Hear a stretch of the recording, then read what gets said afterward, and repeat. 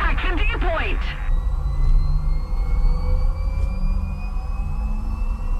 Never!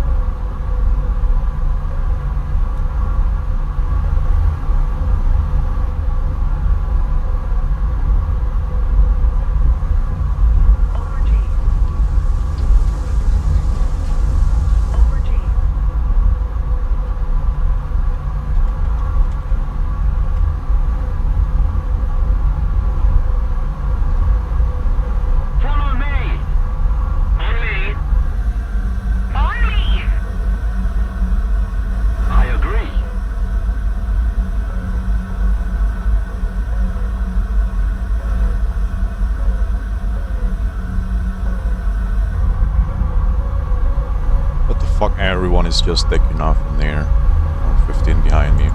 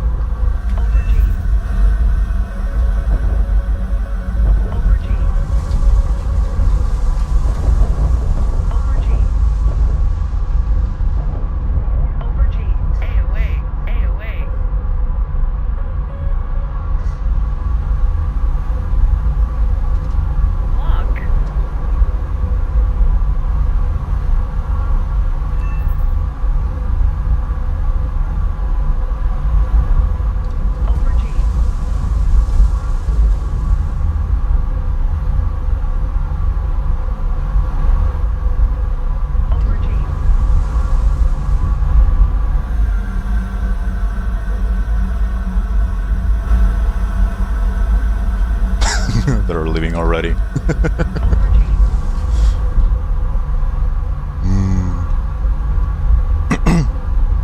Rafale is balanced, dude. Why are they quitting? Missile, 3 o'clock, low.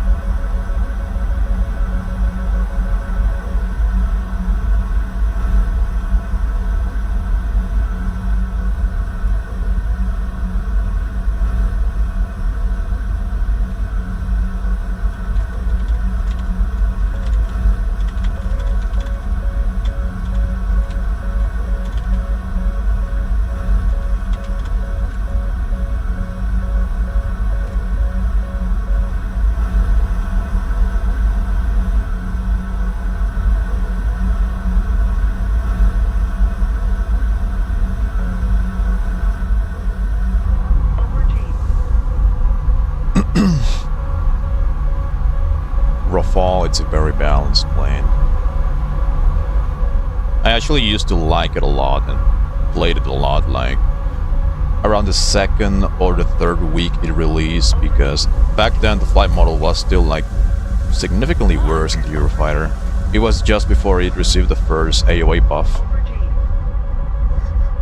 Like after that, it started receiving the AOA buff with just improved the energy retention at slow speeds when pulling a stupid amount of AOA.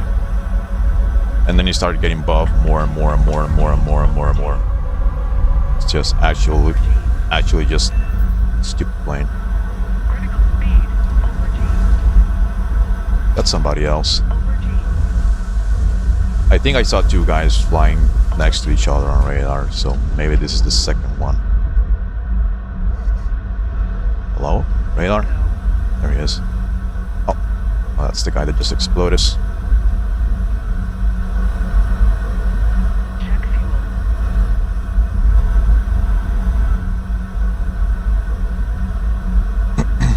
Sorry. Check fuel. Yes. Over G. Over G. Check fuel. Over G. Over G.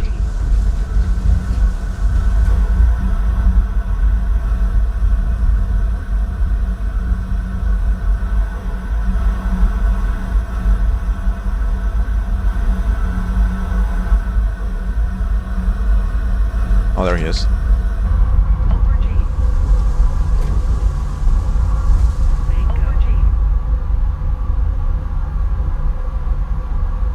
Oh, it's one of the 16s with a tumor. Conformal fuel tanks. Just gonna hard lock and see if he turns around. Check fuel. Attention to the designated grid square. Dude, he's not even reacting to me. Check fuel. Finally. Bingo. Bingo. Bingo.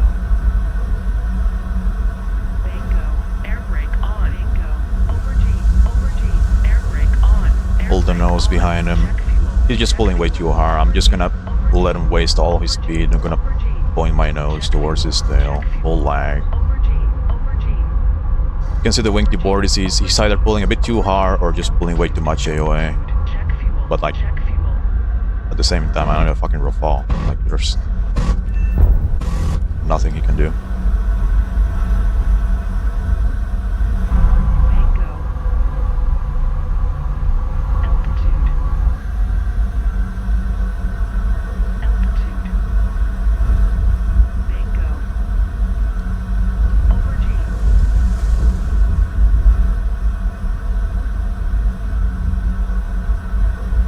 Check fuel.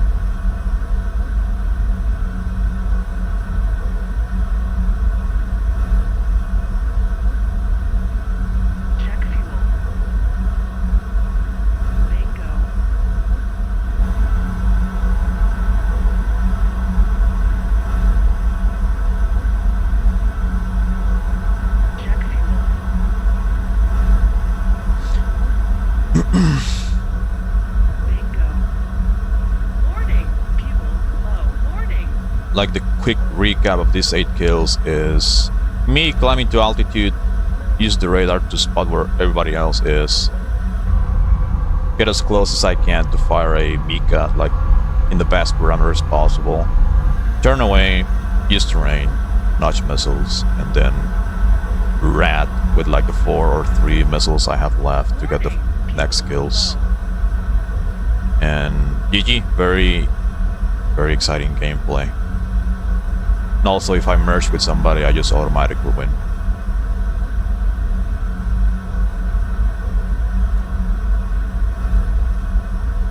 Should probably change my name again so people don't recognize me. Because this guy was like, oh, fucking Zin is on the enemy team in Rafale. No, I don't want to play anymore. And I do think it's a very understandable reaction because Rafale, right?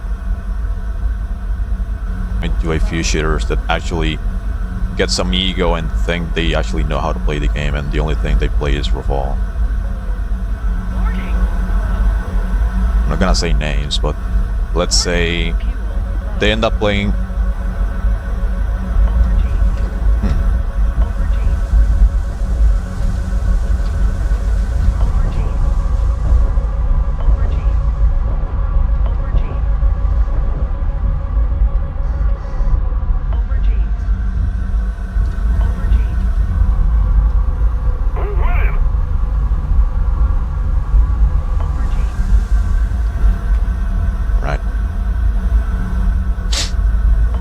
So I managed to encounter a couple of shitters that ended up building some ego, started talking shit because all they did was play Rafale, and they started doing like quote unquote really well in EC.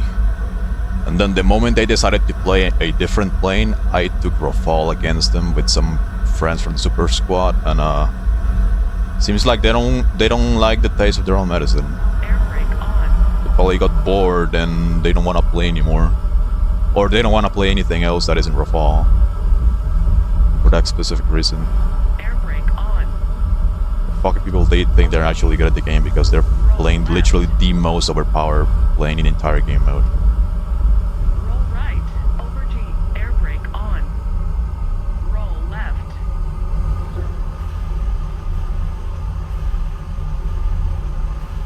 Air brake on.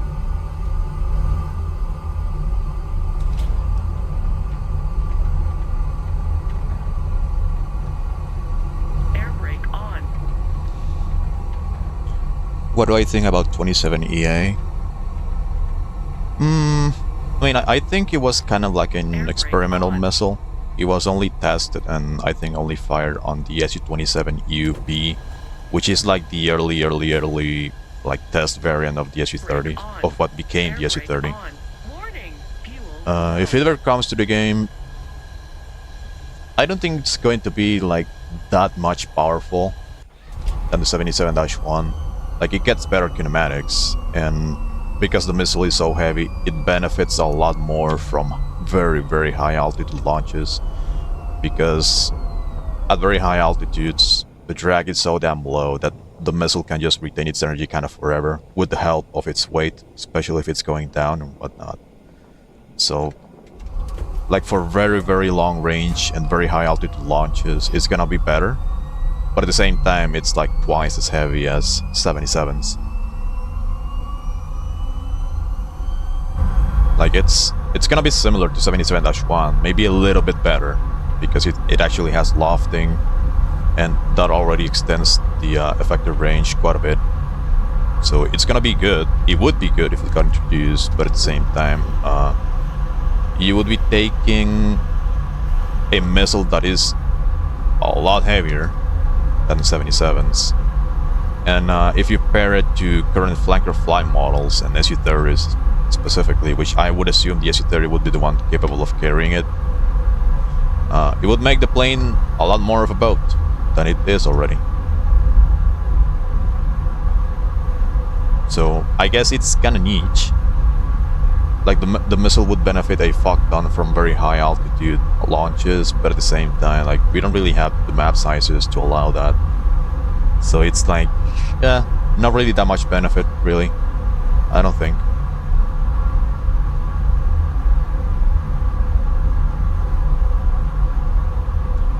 less drag too. Yeah, I mean for the missile form factor, the drag is overall pretty low.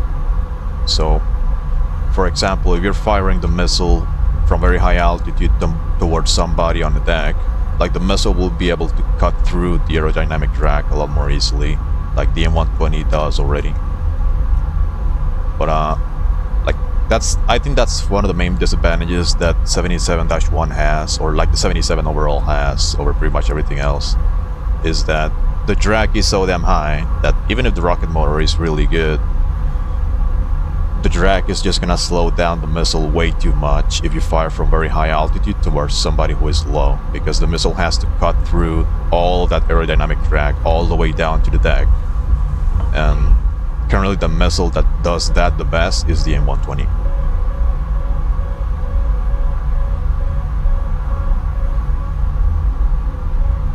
I don't know, I don't really see it coming. I don't really think it's necessary either, because we already have 77-1 and it's honestly a really good missile.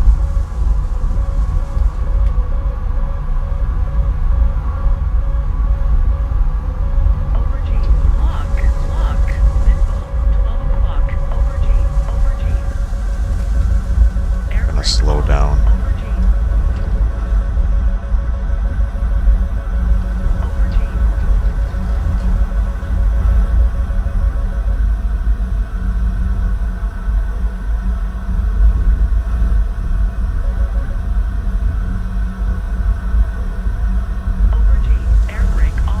There he is. I just saw some flares going on in there. Yep.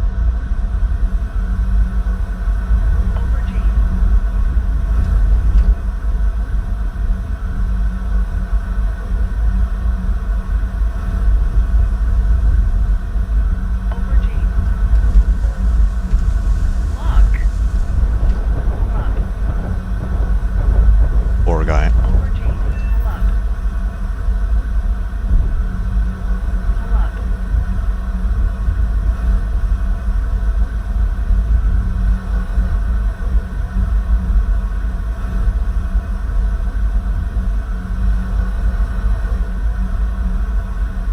Mika being better than 77-1, I think, well, it's, at short ranges it is, because thrust vectoring and the acceleration is a lot more violent. Like, I think one of the best factors about Mika is that the acceleration is so aggressive at slow speeds that the target has barely any time to react.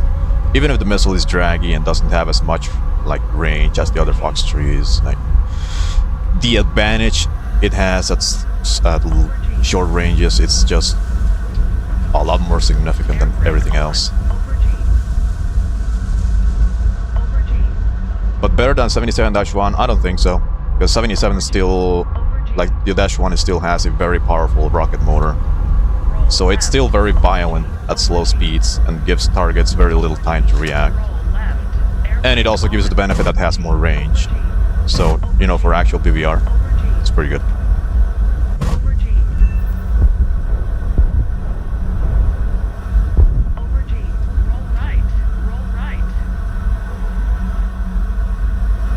At the same time, in the case of the Rafale, you have to take into account that the kinematics of the Rafale are far, far better than the ones in the SU-30.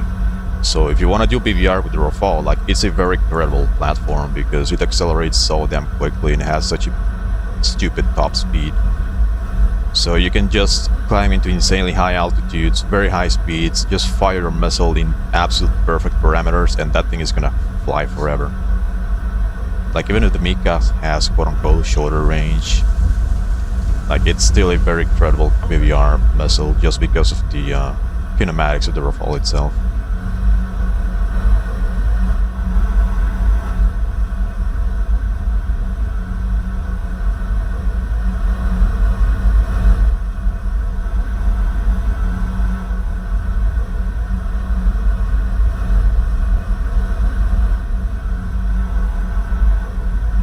At the same time, I've seen a little bit of people claiming that the Mika is lacking in range. I don't think that's the case. That's kind of copium. Like, there's only so much range you can get out of such a small missile. It's already draggy, by the way. Like maybe what they could do, in theory, would be to extend the Mika's battery life to inflate its actual maximum launch range. But like it's probably gonna be similar to the Phoenix in the sense that yeah, it has apparently 150 kilometers launch range, which is a lot. But if you pay attention to the actual missile, like in practice, like the Phoenix is already falling out of the sky beyond 40 or 50 kilometers. So after that is just basically the missile falling out of the sky, loitering around at stalling speeds towards the target, because battery life, it's just inflating its range.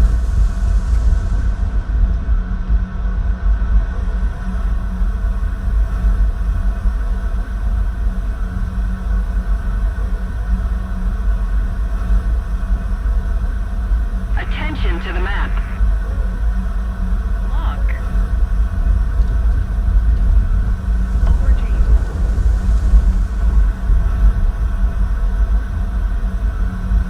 Over G. Over G. Come on, pitch up. Lock. Yes.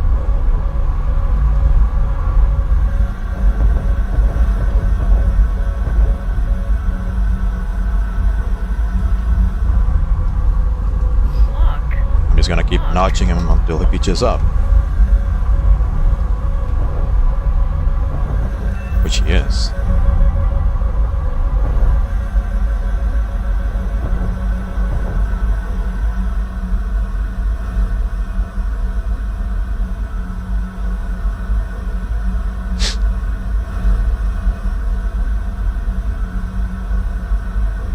See, if you want to find out what's the biggest advantage of vertical notching like that is you can just bait multi-pathers into pitching up.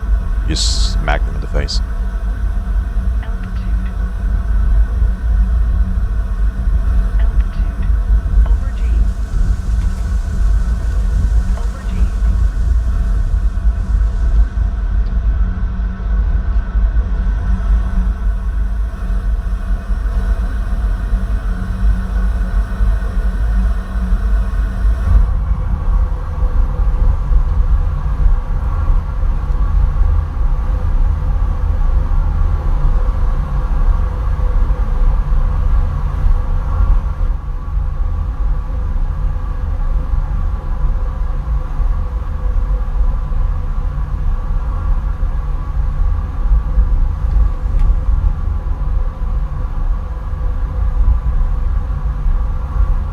Worth it to keep playing SMT? Honestly, I don't think so, no. Like the radar on the SMT, it's a really, really good redeeming quality for it, because the gimbal limit on the radar just allows you to stay defensive and play defensively much more efficiently. Like especially if you're like notching already the incoming guy. It's really good, like it's a really good feature for the plane, but at the same time it just has so many more drawbacks that just makes it ass to fly and overall really unenjoyable. Also the fact that the plane only has 6 missiles, so the combat endurance of the plane is really bad already. Like 27SM would have a better flight model, like twice as many missiles, and every single one of those missiles is pretty good. And kind of the only limiting factor is gonna be the radar, but I don't think the radar right now is that much of a problem as it used to be. Like I think it just requires a little bit more manual radar management. That's kind of it. But if we ever get the 13.3 bracket for Sim though, it's definitely gonna be worth it playing it.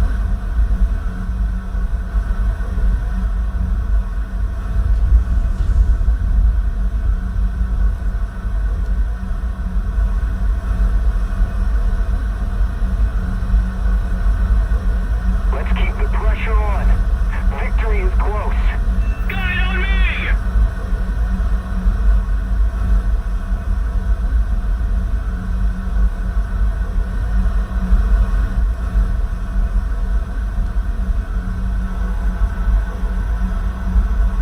Watching this while skipping calculus class. Man, you're not missing out on anything. Like, I'm playing Rafale. Like, what's... There's nothing exciting about this. Absolutely nothing exciting about this. Just focus on class, I guess. Just pure ADHD brain.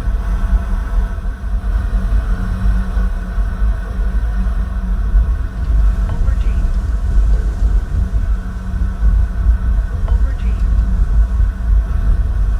Over G. Like, I was just browsing through the available lobbies and saw a match with a decent amount of players with friends on red. I'm like, well, I think playing Rafale on red is a little bit more socially acceptable than playing it on blue. So I was like, I'm gonna turn off my brain and play Rafale then.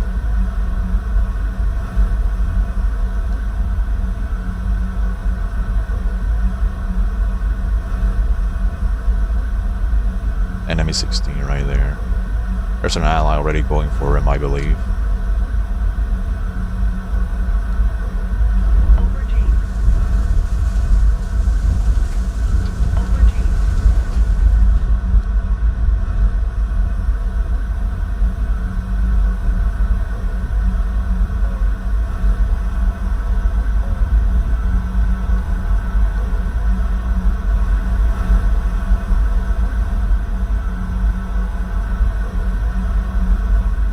Over G. Just a little more effort, and victory will surely be ours.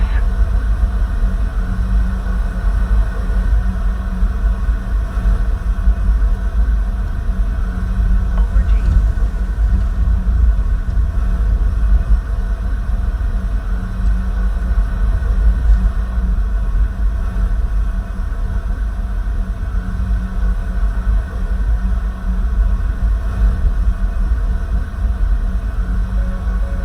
Attention to the designated grid zone.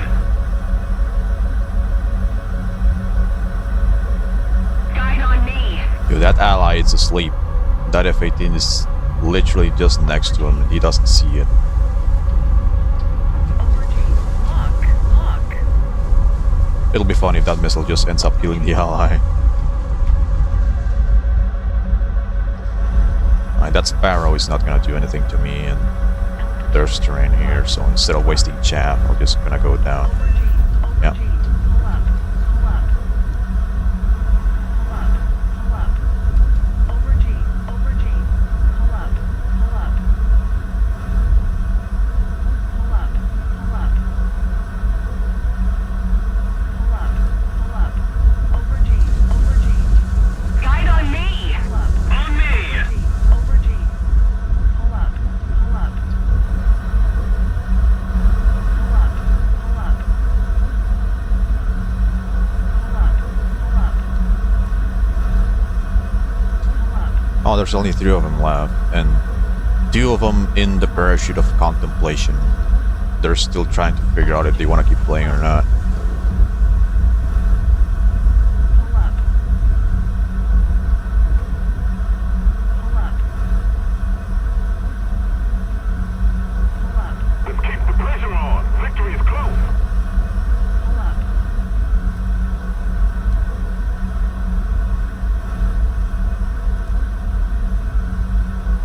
Man. Top tier is dead.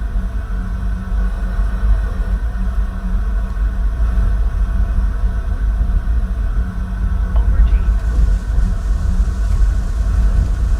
Over G.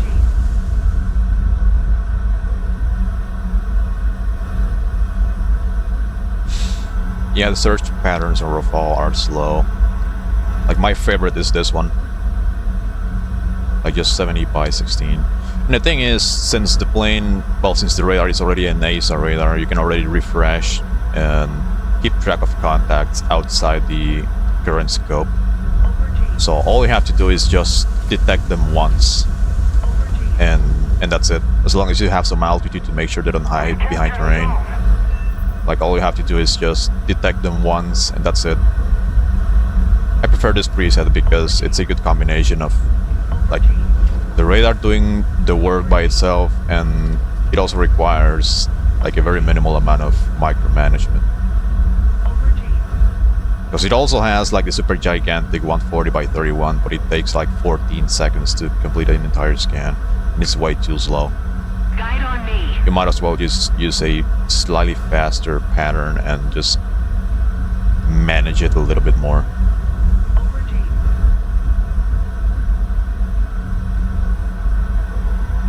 Low-key, I actually prefer the radar on the SU-30 a lot more than this one. Because the SU-30's presets are a lot more faster. They require a little bit more radar management, but it's fine because all you have to do is just pick the targets up once. That's it.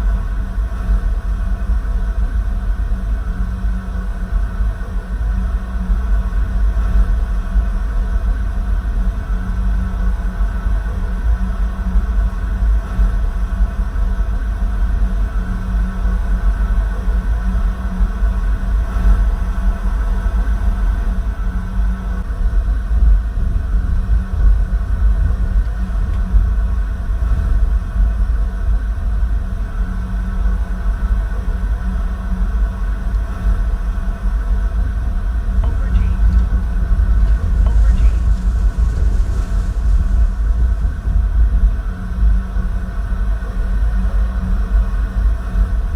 Oh, there's one.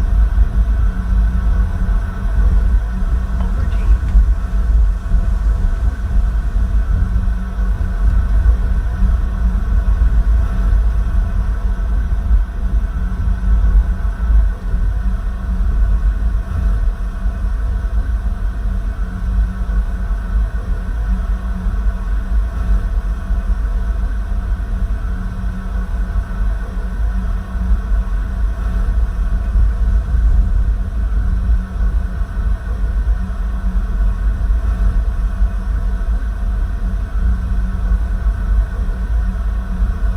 Bingo.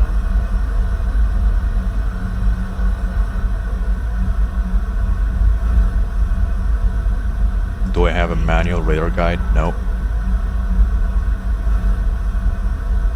Over G. Over G. Check fuel.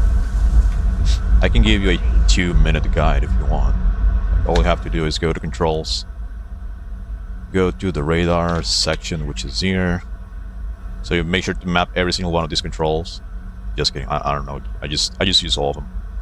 And the most important thing for radar management is the horizontal and vertical cue. These are for the little cursor that appears on the radar screen here, and the radar tilt. And after that, you go to options, go to radar, and you disable radar antenna gyro stabilization. Disable this. And Check fuel. cyclic switching of air-to-air radar, you disable this one. Because this will allow you to actually show up the cursor here so you can actually select which target you want. If you leave it on cyclic, then you're gonna have to press a third radar, and it gets very cluttered because if you have way too many people in front of you, you're gonna have to start cycling through them one by one by one, and you might end up skipping the actual guy you want to shoot at, and you have to do it all over again. So like for example, the vertical and horizontal axis are that Attention cursor to you see on the radar designated screen square. there, and the radar tilt is for pointing the radar up and down. And the cool thing about this patch is that they introduced that little, you see that big horizontal line that is moving up and down? That's the horizon. So right now, if I'm playing at very high altitude, I have to point my radar below the horizon a little bit to make sure I don't get ambushed from like below. Say for example, I want to keep an eye on this little ridge here between the mountains to make sure I don't get ambushed. I have to point my radar a little bit to the left and then point it down slightly. That way I know my radar is looking more or less in that direction.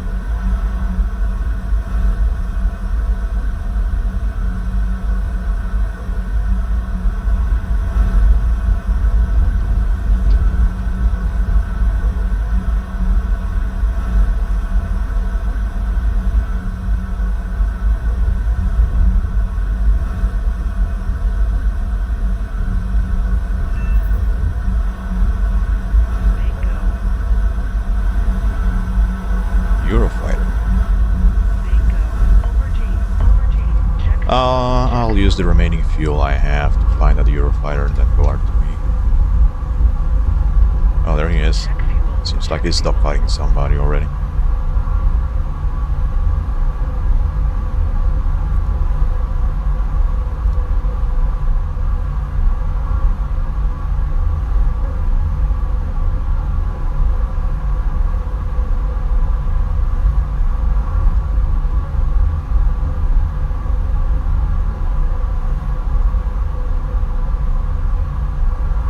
Somebody, cover me. Okay, here's the thing, right? You see there's a bunch of radar contacts right now on my screen. Let's say if I had cyclic switching of radar. Let me keybind this to radar. This is the keybind. So if I had cyclic switching on, I would have to press a keybind to switch through the available targets, right? Like this. So if I want to shoot at that guy that is right there, I would have to cycle through all the available contacts until I get the one I want. Check fuel. And I ripped. Fuck. Air brake on. So instead of doing that, because I can actually afford to have a little bit more keybinds because of the keyboard I use, I actually have all of this map, and it's also like purely engraved in muscle memory by this point. Then I prefer to use instead of having the radar pick up the target for me, I can just use the cursor to manually select whichever I want. Air brake on. Warning. Fuel low.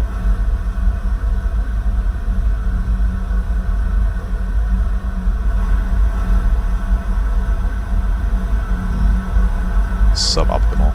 Warning. Fuel low.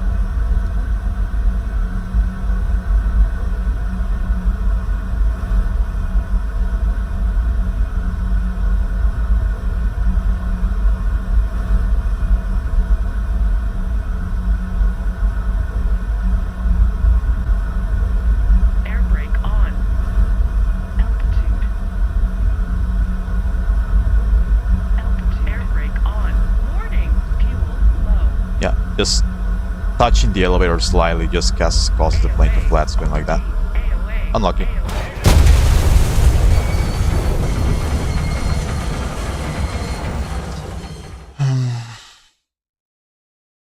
There's only 4 people in there. I don't really know if I can bother spawning in again.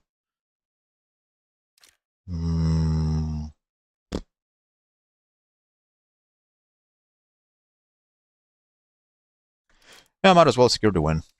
Fuck it, I don't care. I'll do one more spawn. Got a hole in the left wing. The innocent. Keep it up, and victory will be ours. But yeah, manual radar management. Like if you have enough keys available for you, you can do it.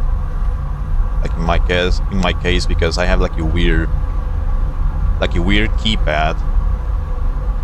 It's like it's not a keyboard. It's basically like a keypad for macros that happens to have analog switches. So it's still like kind of a keyboard with some extra buttons, so to say. So the analog switches allow me to control the plane with the keyboard. And here you can see that if I press the key softly, the plane also moves very softly. But if I hold the key all the way, then the input is going to be a lot more aggressive.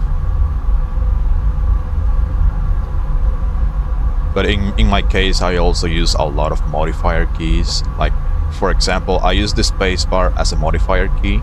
So the spacebar itself doesn't do anything on its own, but when I hold it, it changes the behavior of every single other key.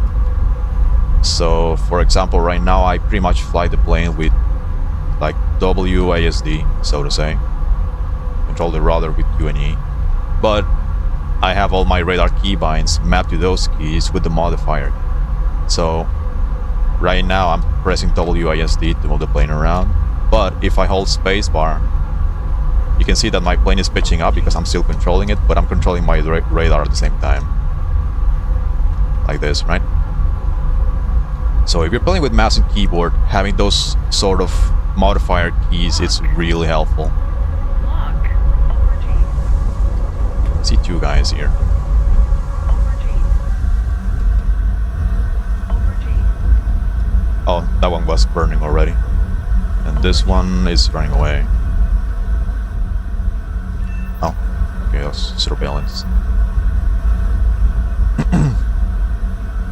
Like here, for example, on my radar keybinds, you can see space, it's the modifier key, and this axis, which is basically like an analog control, it's because my analog keyboard behaves as the joystick of an Xbox controller, so to say, because the analog keys allow you to map them to behave this way. Hold on, I heard the RWR beeping and I panicked for a bit. So for all my radar controls, I basically use spacebar as a modifier key to have every single thing mapped. And I don't have to move my hand at all to control all this. So if you are like limited in the amount of keybinds or keys you have, you should always, well, you can always use like modifier keys like I'm using.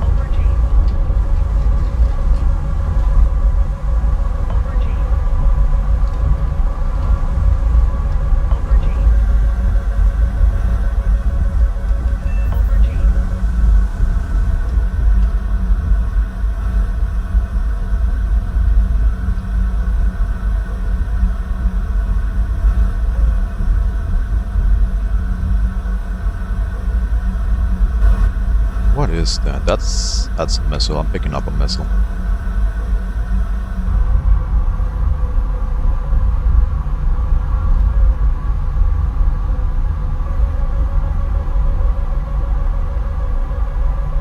That's the missile that's right in front of me. That thing is stalling out pretty much. Not gonna do anything.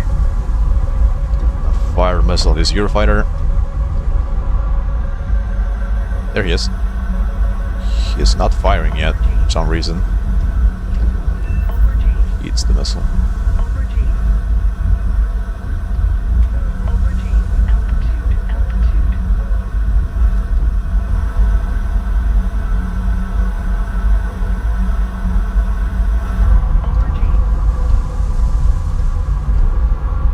One of the cool little things I really like about Rafale, and it's also part of why it's so fucking broken, it's the IRST. It's basically the best in the game, along with the Eurofighter. So here you can see I'm seeing this contrail, and I know it's an enemy because it doesn't have the circle around it. So I lock it with IRST really quick, switch to radar, fire my missile,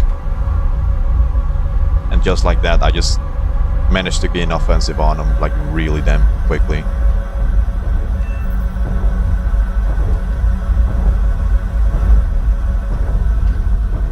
Here, do the same thing. Fire high up side Mika at the other contrail. And he's dead. Try to evade this guy.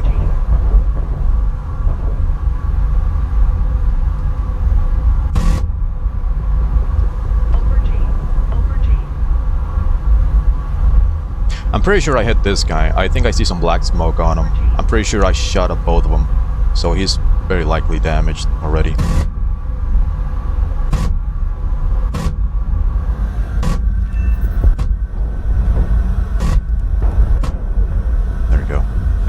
I just got an F-16 ping from this direction. Oh, no, it's actually behind me. Okay. There's a contrail behind those clouds. I don't know if that's him, but I think the ping I got was actually a little bit closer than that. Anyway, because I know this contrail is enemy, lock him with IRST, switch the radar, launch the missile, and die down. There's the F-16. That one. Oh, no, no. Okay. I didn't want to crash. That would be embarrassing.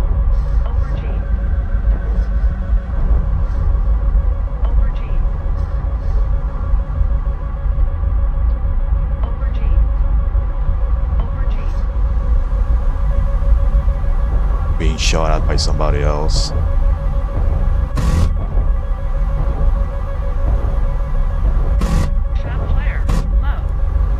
Okay, got him.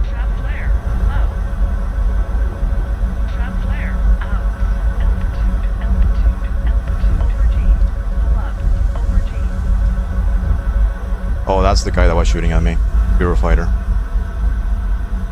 Yeah, in those situations where I'm dogfighting and I know there's somebody else about the third party, I just enable periodic. Because in a dogfight, you usually get slow enough, and getting slow allows you to notch a little bit easier. Where did he go? That's a mirage. Guide on me. He's firing at me. Okay. Oh, never mind. Thank you. I'll go RPV.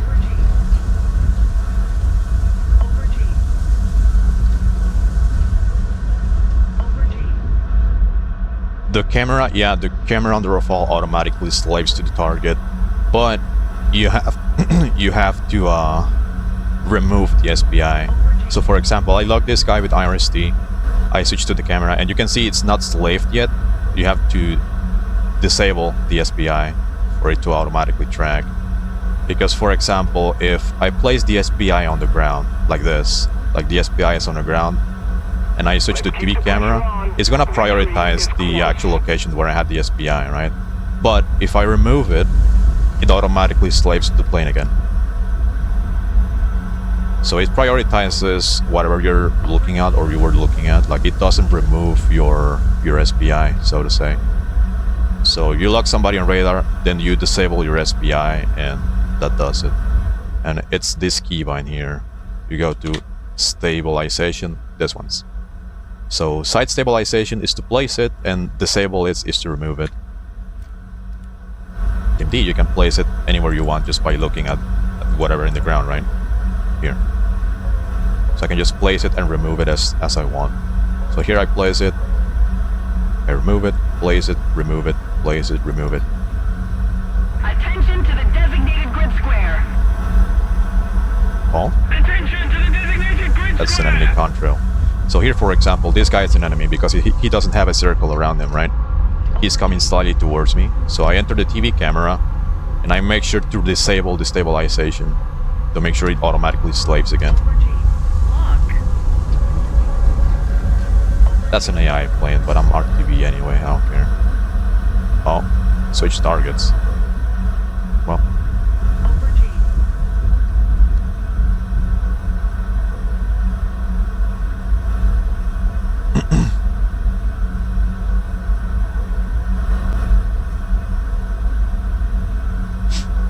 Yeah, dude, the fucking Rafale, it's the absolute best plane in the game.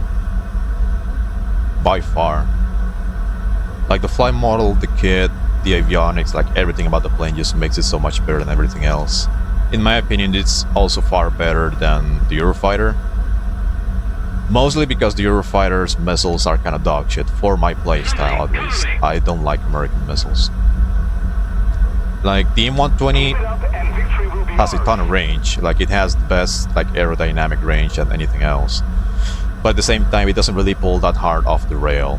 And like, if you're in a Typhoon against somebody that knows how to play and knows how to notch, like, your missile's range is not gonna mean anything. Like, I don't know if you've paid attention to what I'm doing right now and the way I notch missiles. Like, you've seen a couple of occasions on this match where there's a guy in the contrails going Mach 2 towards me, and they fire a missile like really good parameters. And all I have to do is just notch it, and all of his kinematic advantage just goes to the garbage. So, in engagements involving experienced players, I'd much rather have something like Mika or 77s, because they are far more dangerous at short range. And short range is basically like the only distance where Fox 3s are actually relevant. Because anywhere further than that, Fox 3s are barely a threat.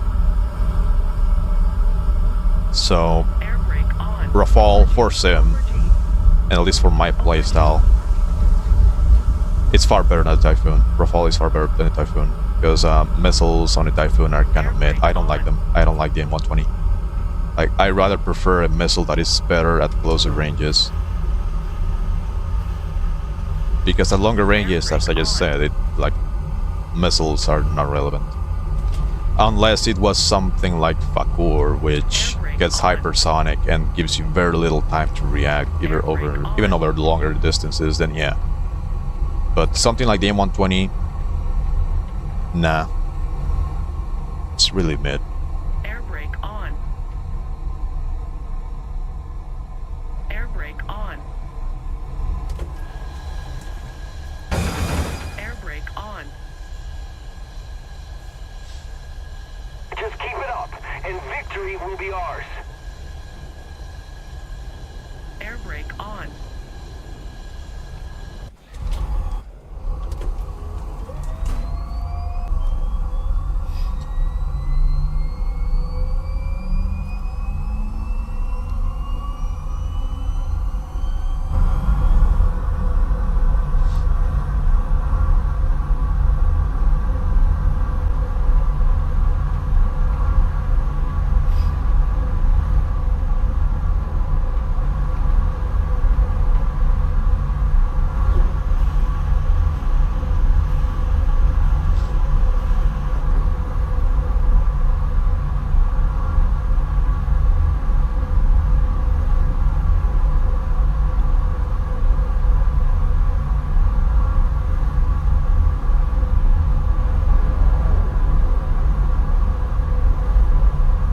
R-77M.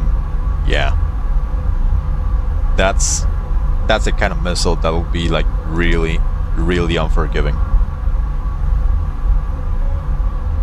The thing is just so fast, it would barely give you any time to react whatsoever. And well, given that it's a quote-unquote far more modern missile than anything else, I would assume the Seeker to be just on par with every single other Fox 3 we have already. Maybe better, but I don't know. Depends. Like, imagine for example if they gave the Fakor 90 a little bit more thrust, so it will be a little bit faster, but also you put a far better Seeker on it that can actually track targets reliably if they nudge or they fly away. That's what the 37M would be like.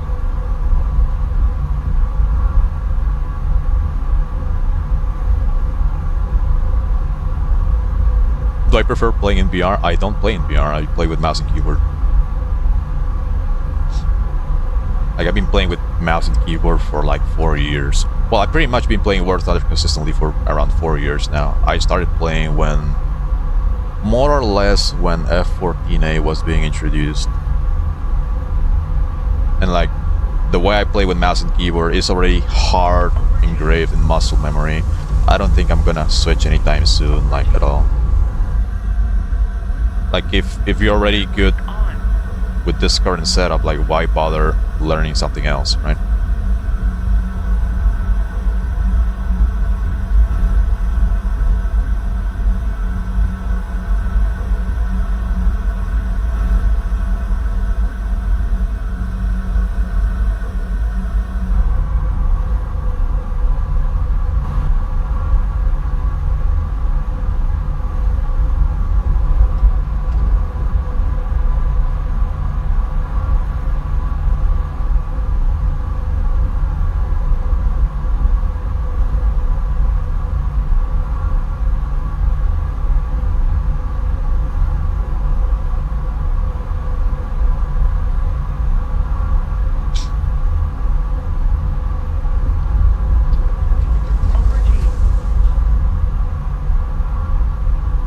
I think I just found all 3 of them. Lock. This guy is just below me going really fast in the cons. I'm gonna try to lead this missile to this other guy.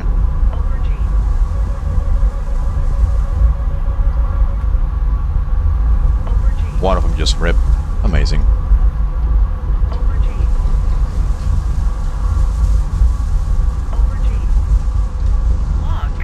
He also ripped. Awesome.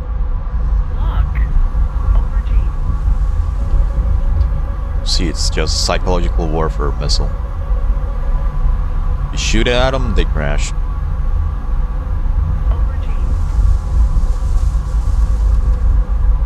This guy is at least flying away somewhat, but I think he's recommitting into it. Yeah.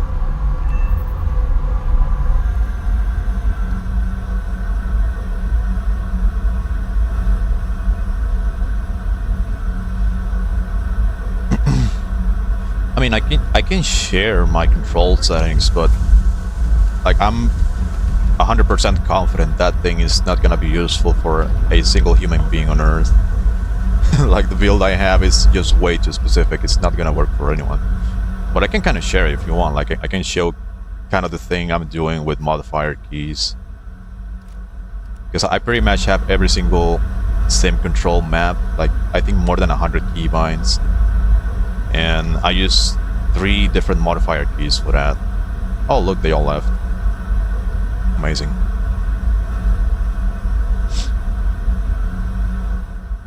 So pretty much everything is controlled with a bunch of modifier keys. All of this.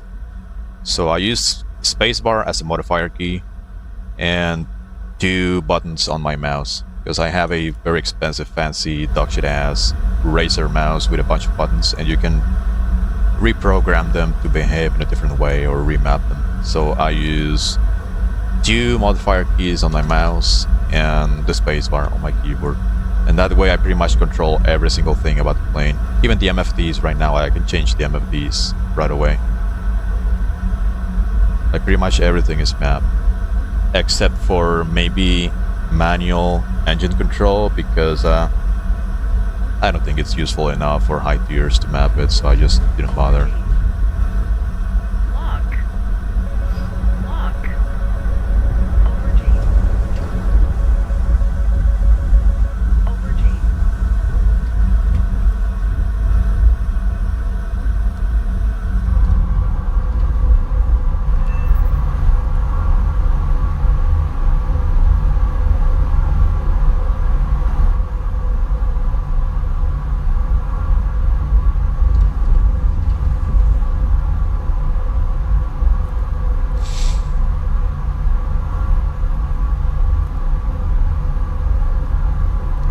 Surveillance on Delta 6 should be around here.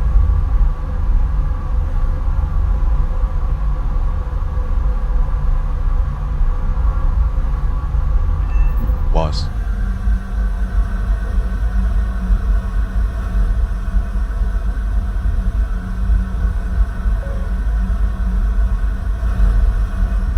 Aubergine. Aubergine. Aubergine.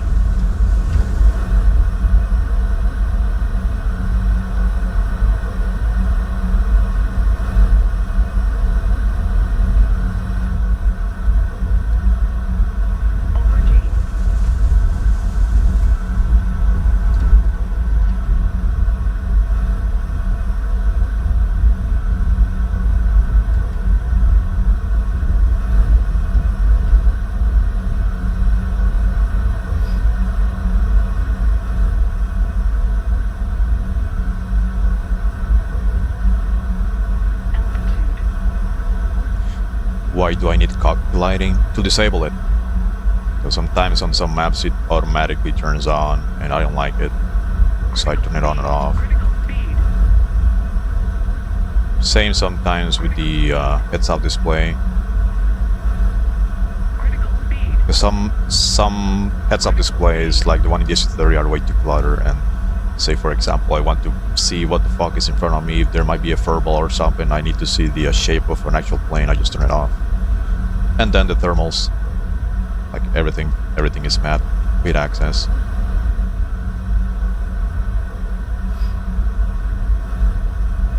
A little more effort and victory will be ours. Aubergine.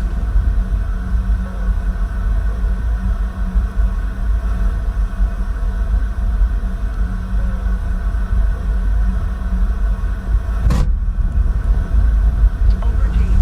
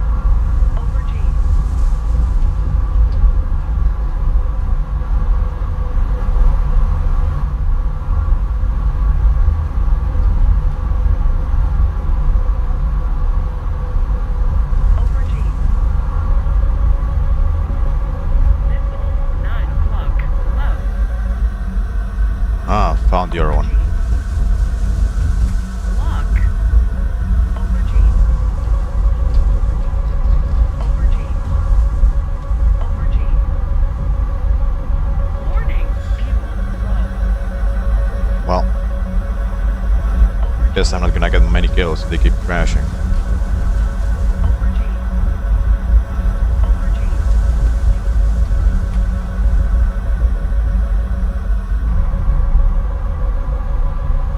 Warning. Low. Aubergine. Aubergine. Critical speed. Warning. Altitude. Air brake on. Air brake on. Oh, he's shooting at somebody else. Aubergine. Warning. Fuel low. Aubergine. Aubergine. Let's keep the pressure on. Victory is close. And he's dead. Aubergine. Aubergine. And this shit's fucking bored. I'm just gonna land, do something else. Warning. Fuel low. I'll see if there's anyone up for a duel.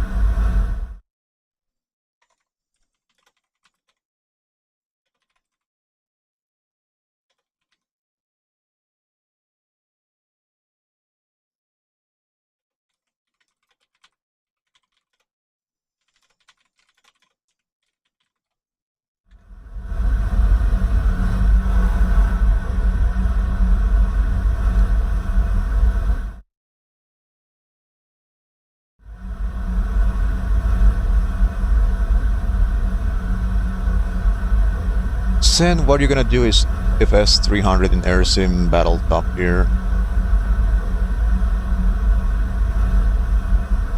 Well, I'll find a way to destroy it so I can keep playing. Like fucking S300 is not gonna hold me back, you know? I'll find a way. I don't think they're gonna introduce like that kind of long range Let's keep the pressure on. SAM Victory systems is yet. close. Like so far, they're already messing around with the S75 on that little event they have. And that thing has like a 40-kilometer range, and that's already like quite substantial.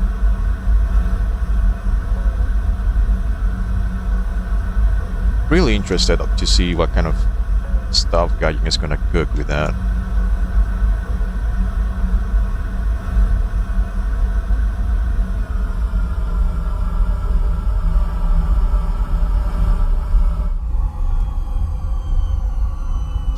I don't really know if they're ever gonna bother with that because, as you can see, like people don't really like playing top tier too much, and the average player is also not really that good. Like people, like many of these people, for example, they didn't get a single kill, they died a few times, and they said, "Nah, I don't like." That's fine. Air brake on. Like the sim economy, it's actual dog shit, and in the case of top tier, because the engagements are like a little bit more unfair. Because the engagement distances are a lot longer. People can kill from really far away just by clicking a button. It's like a very unforgiving for a lot of people. So, because it's so unforgiving, you die more often. Because you die more often, it's more expensive on your silver ions, right? So you can imagine how lively top tier is gonna be if they introduce something like S300. And you mix it up with all the current brain rot we have with stuff like Rafale.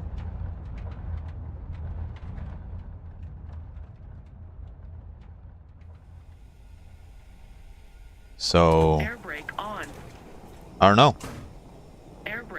There's barely any incentives right now to motivate people into sticking around. And also, like, the average player is overall not very good. Like top tier meta is still like kind of new, so to say. Like the whole deal of missile spam and fox trees and shit. It's still kind of new, right? Because I would compare it a little bit to props. in the sense that the meta on props has been settled for such a really, really long time. Like the engagements are a lot more defined, and it's also far more intuitive because it's only you, the plane, the stick, and bullets everywhere. So everything is a lot more intuitive in the way you can expect to die. Like if you get into a dogfight, you get outplayed by the guy. It's like, well, GG, respawn, try again.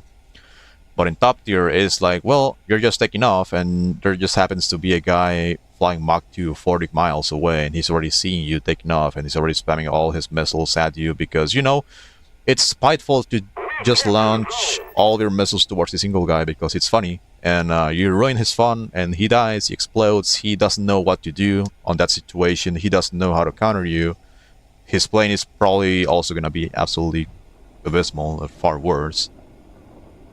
So, like, the meta on top tier is a lot different, but at the same time, like, there's barely any motivation for people to actually stick around and learn it, because it's also a lot more expensive.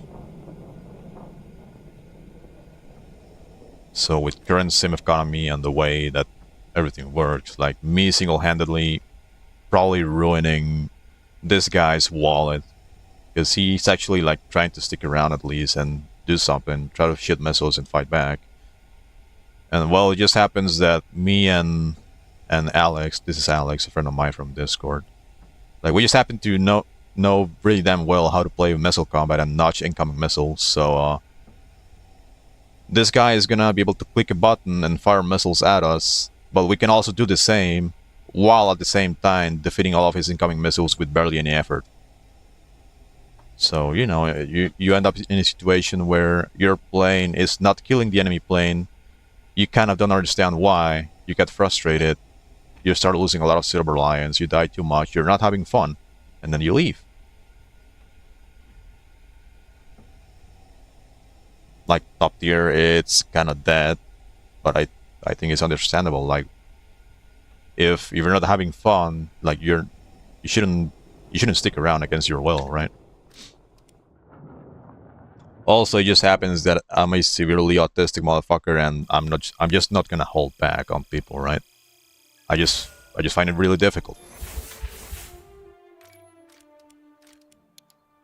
So like, I don't know if you guys were around when I started the match. There was some guys that were like, "Oh shit, Sin is on the enemy team, Rafale," and they were like, "Okay, nah, enough," and they just left. Like, well, that's kind of an understandable reaction because skill gap is massive, and I happen to be flying a fucking overpowered plane. Like, the enemy team shouldn't be forced to stick around. Like, if they want to leave, they're more than allowed to.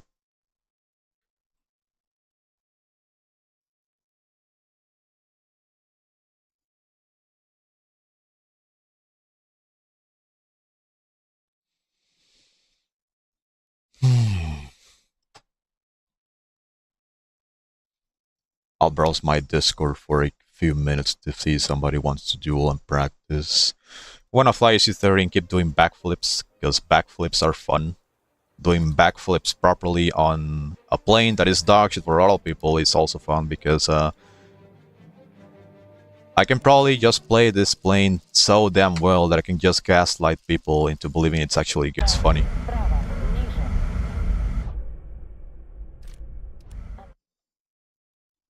Let's see who wants to duel, who wants to practice.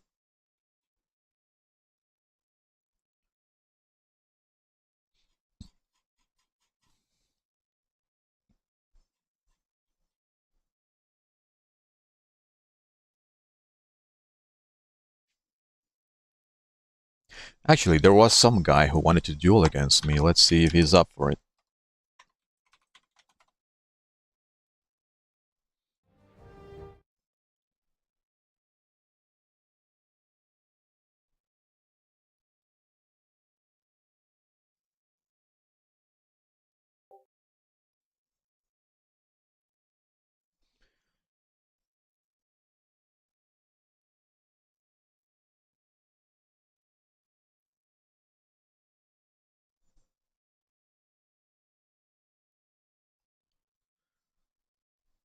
Ooh, Triva.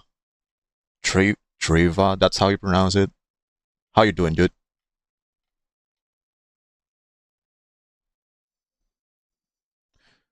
Without a doubt, one of the best simulation players in War Thunder.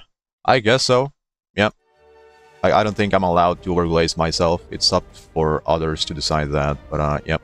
I was really autistic, and I just happened to get good at the game.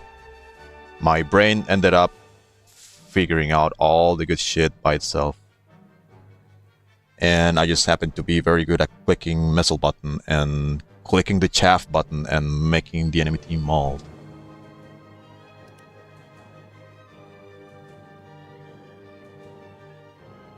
At the same time, I'm only pretty much good at top tier and high tiers. Like, I don't play early jets, I don't play props, of course. I suck at props. Like, the way props are played is a lot more different. And at the same time, like, the meta and matchups and props have been settled for a gigantic amount of time, and everything is defined already. So, even me trying to lock in and do everything as best as I can, if I happen to encounter somebody who is slightly better than me, I'm just gonna lose the entire time.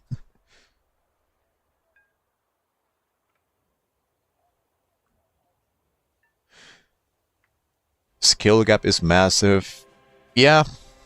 Well, in my case, I just happened to somehow get good at high tier missile combat really quickly. And I think I also ended up like making a lot of friends. Like, I don't know if you guys have heard of the Super Squad. It's basically like a group of friends I ended up making in Nimble's Discord that just happened to be some of the most competent top tier players I know. Like, I would say around 70% or more of the best high tier players are kind of in the Super Squad and are friends of mine. So like, I ended up becoming friends with them, and we ended up learning and practicing with each other a lot. We just got even more and more like proficient at the game. And well, since most of us are friends, we just happen to be playing together most of the time. Like, even right now, I'm not even on voice channel with anyone. I'm just streaming alone, pretty much. There's always going to be one or two of these guys from the Super Squad always playing with me. So, you know, you combine me and some other players are friends of mine that always play with me that also happen to be really good at the game. And it's enough to make the entire enemy team melt.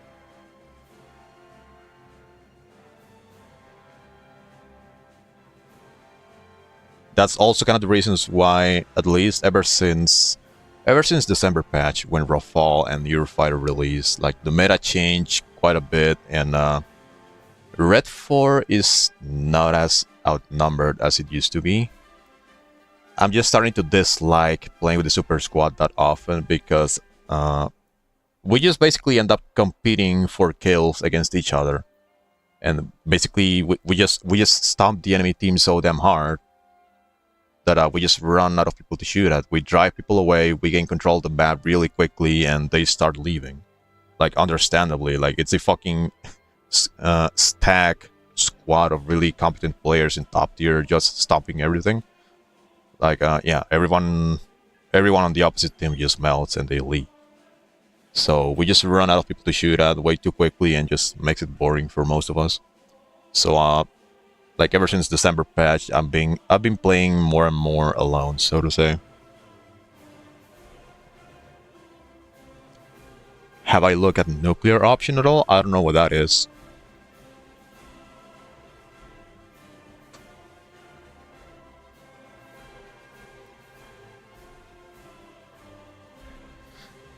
But yeah, like, overall, the thing is, there's already a decent bit of competitive players like me and some of the friends I mentioned from the Super Squad that are still playing the game, and they still play from time to time. And right now, I think there's just way too many transient players, so to say. So people who are new to top tier, they give it a try. They just happen to run into us way too often, and we just happen to make the game way too unfun for them. So they leave. Like, yeah, the skill gap it's definitely present, and I think it's understandable if people don't wanna, like, bother learning so much shit about missile combat, or maybe even not understanding what the other guy is doing. Like, why the fuck are my missiles not hitting this guy? Like, why is he notching every single thing I launch at him?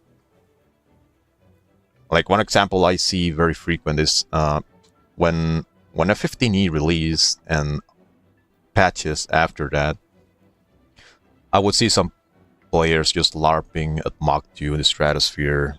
They launch missiles at me. I just dodge all of them easily. And they're like, how the fuck did that missile not hit you? Like, I fired it from Mach 2, like 15,000 feet. That thing is going like hypersonic towards you, and you just dodged it like that. Like, yeah. You just... Like, if you get good at notching, like, you can basically negate the entire kinematic advantage of the other guy.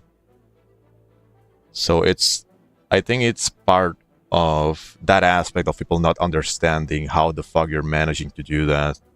And they cannot really figure it out by themselves. They just get frustrated and bored and they leave.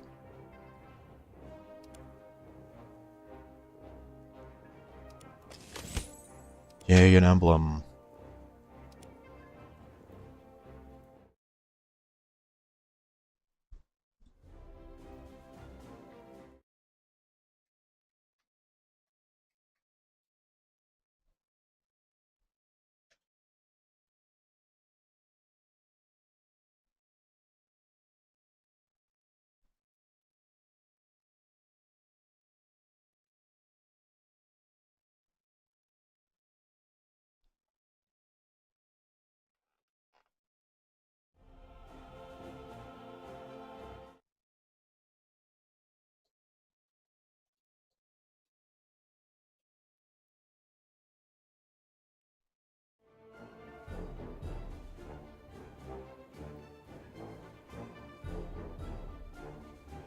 Most people don't know how the radar work.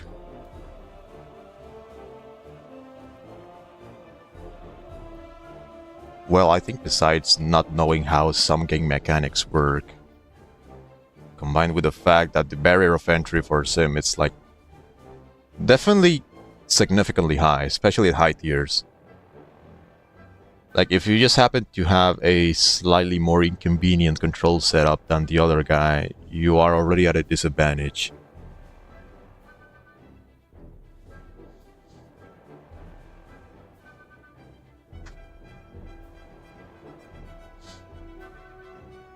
That's kind of the main point I wanted to make the Discord server, is to hopefully give an opportunity for people to actually get better at top tier. So maybe they would stick around a little bit more. Because, you know, if you allow people to actually learn and understand the what, the how, and the why of every single step of decision making, then maybe they can actually like have a clue of how to fight back and stay alive for a little bit longer. And, you know, that's very likely gonna make it a little bit more fun for them. And also a little bit more entertaining for anyone who has already experienced, because like after a while of just seal clubbing people who are clueless, like it just gets massively boring. Like this match I just played with Rafale, like I only died once because I ripped, and I ripped because I was showing the control scheme and I just happened to didn't hear anything, like the alert. Like, I didn't get killed by anyone, like, at all. I don't think I ever felt pressure from anyone. So, like, fighting against clueless people the entire time just gets boring. So maybe if the actual idea of my Discord ends up working and I manage to make some tutorials and help people how to get a little bit better at brain rot missile combat, then maybe people will stick around a little bit more.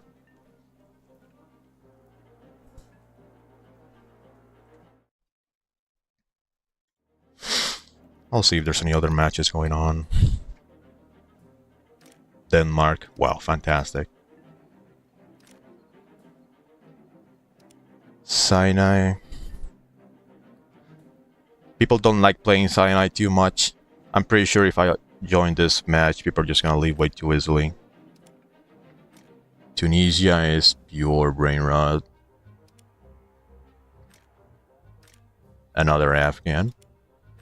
Another Afghan.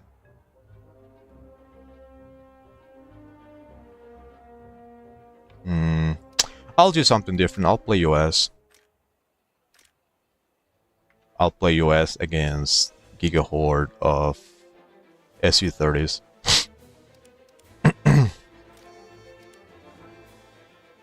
I barely ever touch US planes, and currently I'm kind of inexperienced when fighting against Su-30s and whatnot. So I'll do something different. I'll play US. I don't care. See how it goes.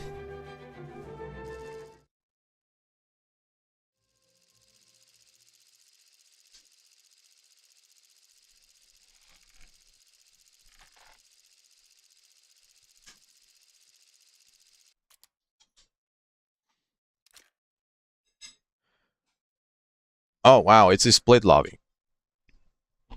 So server browser was showing like twice the amount of active players on the enemy team, and looks like that's not the case. Well, I'm just gonna assume people are gonna join anyway.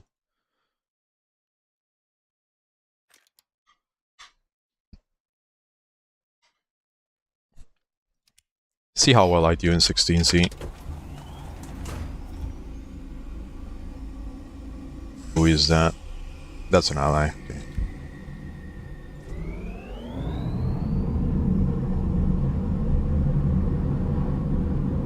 Okay. You're going to smoke me. Yeah. You probably will. Like, honestly, I don't really have that much experience fighting against red. Like, I know it sounds silly, but for example, I don't really have that much experience fighting against 73s or fighting against the massive missile spam from Su-30s. Like, literally, I barely ever play Blue 4, and especially American planes.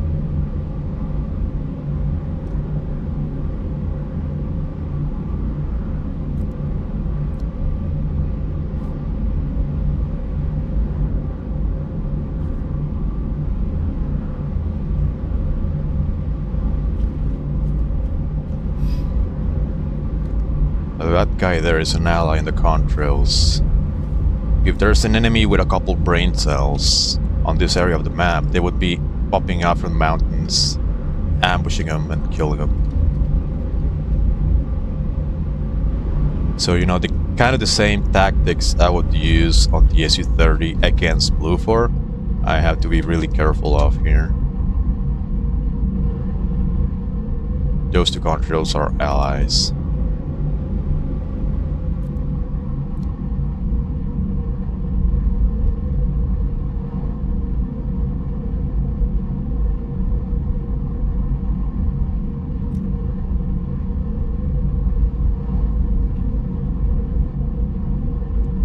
Nimble, shut the fuck up and start making good content.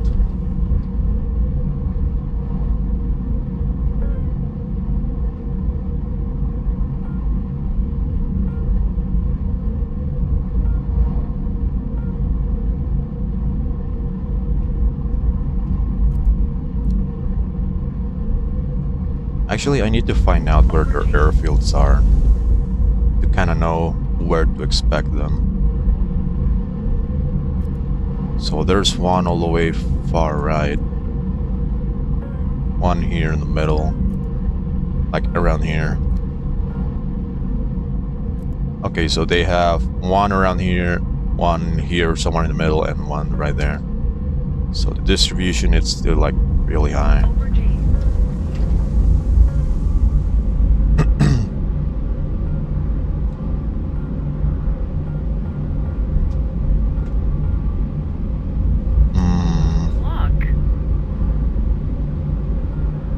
I think that's a Rafale. That is a Rafale. Being shot at by two people at once.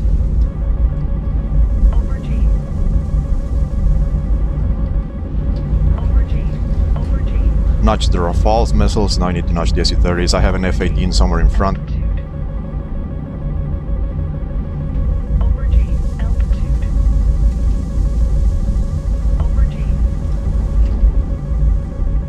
Hopefully this terrain is enough.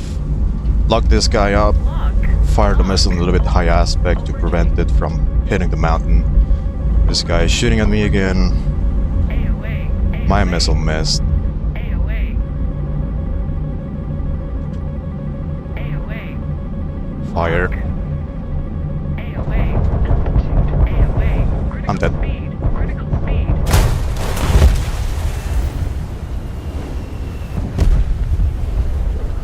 Okay, I got both of them.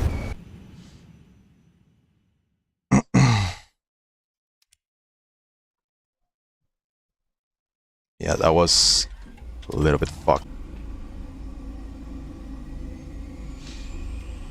Could have actually survived if my very first AIM-120 actually pulled into that F-18. And that again allows me to bring back the really damn dog shit for my playstyle. Because I would really prefer missiles that can actually pull at short ranges. Like especially Fox 3s, which are like the primary weapon you have at your disposal at top tier, right?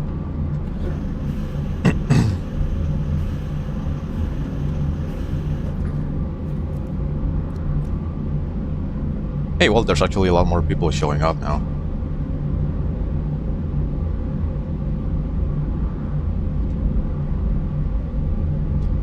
Now, I was being shot at by a Rafale in the capture. Now, if I assume he's not there anymore, it's very likely he kept pushing up. And he could be ratting somewhere around here, so I'm gonna keep that in mind.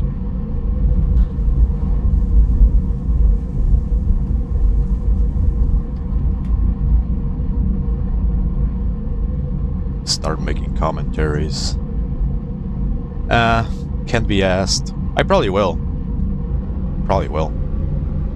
I kind of want to start making tutorials for top tier overall. Probably gonna make a tutorial for my control setup and how to set up a mouse and keyboard control scheme for Sim.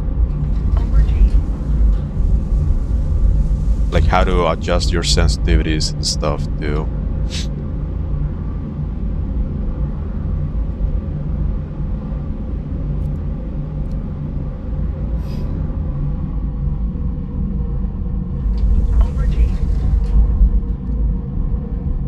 At the same time, I don't really know what kind of commentaries people want from me. Like, make a commentary about a plane? I don't really have that many. Like, I only have SU-30, some American planes, Rafale, 16AM, and that's it. I only have 3 top-tier nations right now. Barely have anything else. It's like, hey guys, I'm gonna give you a tutorial of how to fly the SU-30, and step number 1 is just be a spiteful motherfucker that has spent the entirety of 2.5 years just learning how to fly that particular plane to make it work. And step number 2 is just don't pull a Cobra. Like, not pulling a Cobra immediately is a very important step. Where the fuck is that missile coming from? I didn't see anyone.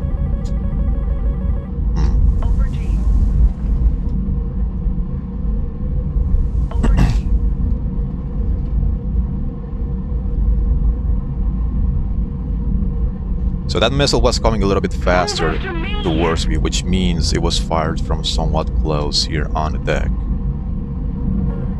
Rafale. Holy fuck.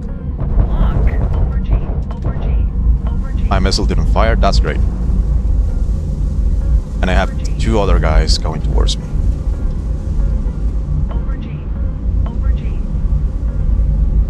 He crashed. Okay, Rafale is close, there he is.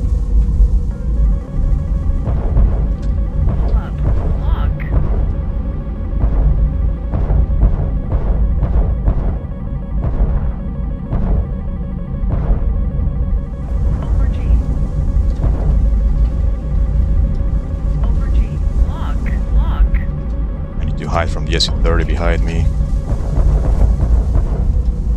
Over G. Roll right. Over G. Fuck. AOA. AOA. Rafale. Alright, I'm cooked. Warning. Fire. Warning. Engine. Getting sandwiched by a lot of people.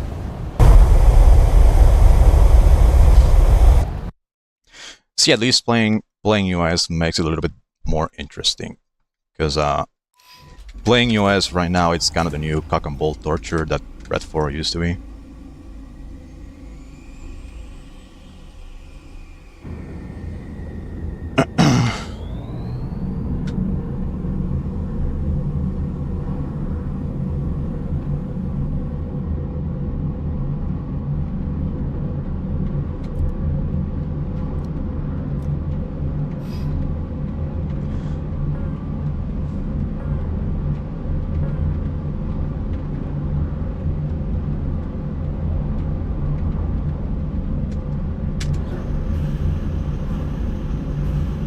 Roll left.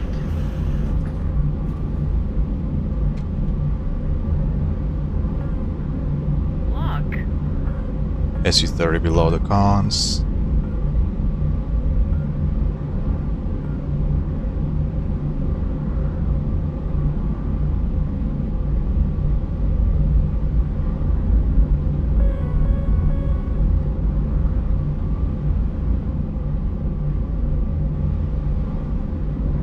Who is this guy? MiG-29 in front of me, but who is this guy? That's an ally. Over G. Over G. Over G. Over G. Over G. Ah, I still see you. There.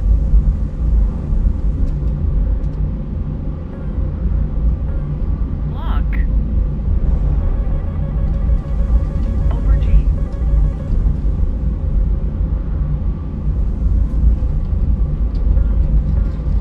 Altitude. Over G. Altitude.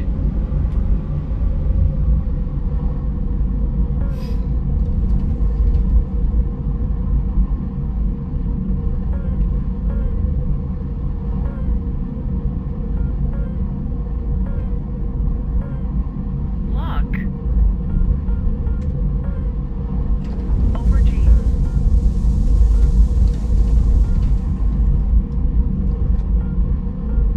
Lock.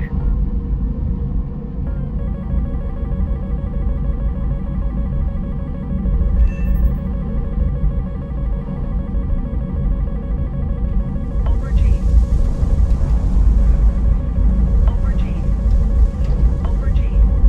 Over G.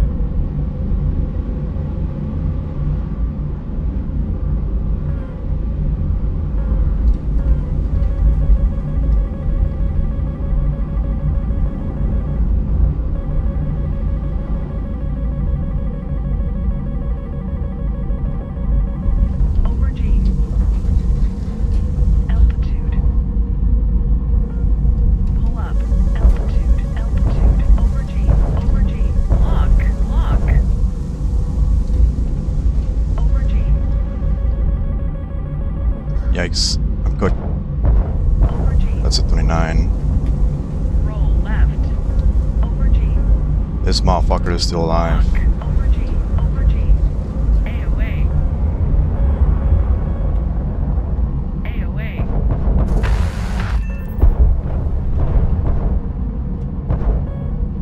AOA. Fuck. No. Roll Stay left. away from me. Roll left. AOA.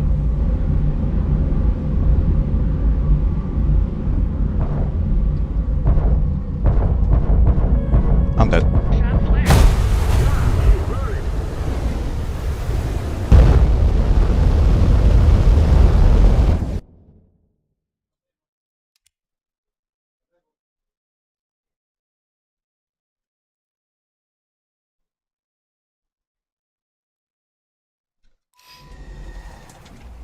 Yeah, I'm already noticing it's running out of countermeasures really fucking quick. So 120 countermeasures with double pops. It's only 60 pops in total. And the flanker has 96 pops. So that's already quite a difference.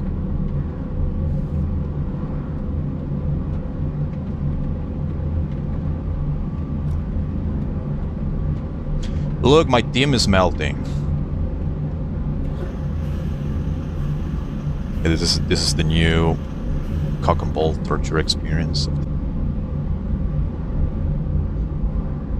Like, I don't think I'm exactly being outclassed right now. I'm just being outnumbered.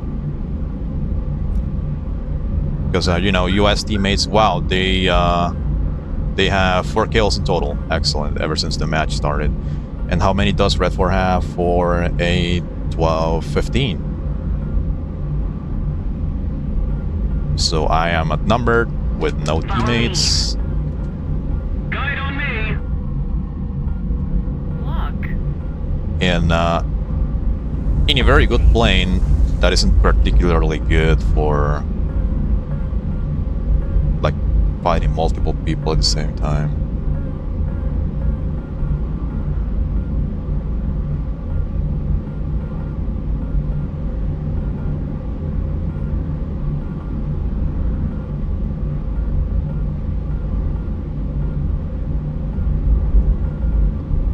Fuck, there's someone else right in front of me already.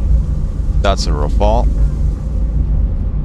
I'm gonna prioritize this guy. And as for the guy that's multi-pathing coming towards me, I'm just gonna duck behind the mountains, try and get away from him.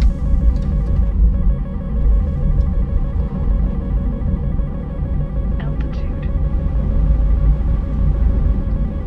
Altitude. Over G. Missile is gone. Over G.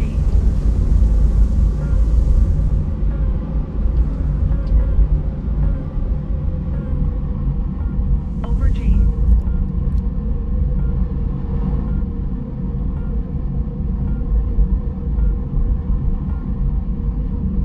Over G.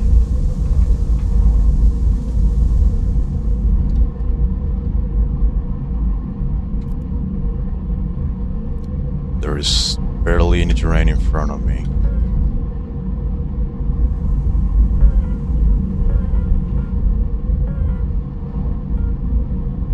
Over G. Over G.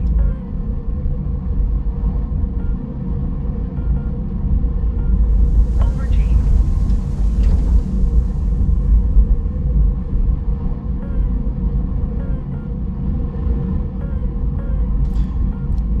Now that Rafale and SU-27 are likely right here together. I don't know where that Rafale went, but that other guy was definitely coming towards me, multi-passing.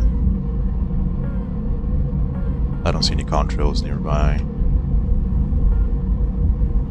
I see someone in front right already. There's one.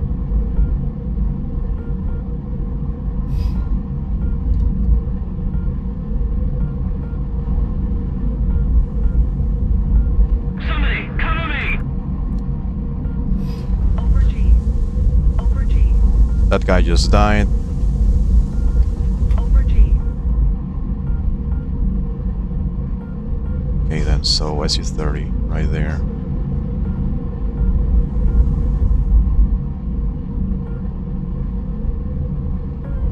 Over G.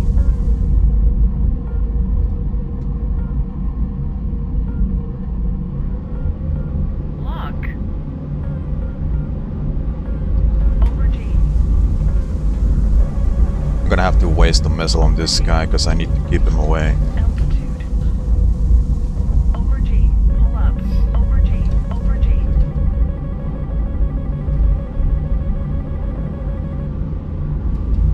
Missile is gone. He did a whole U-turn to dodge my missile. Over G. Roll right. Over G.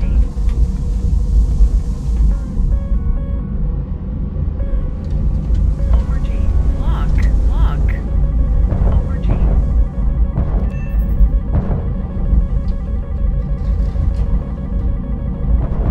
Over G. Over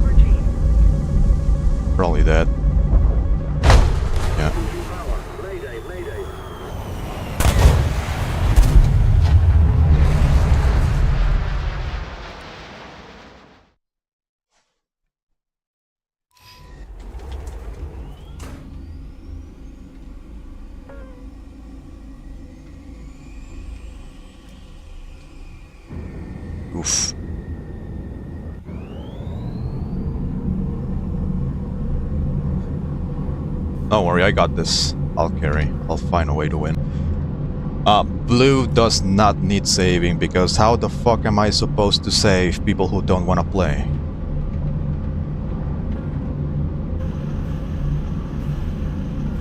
Roll left.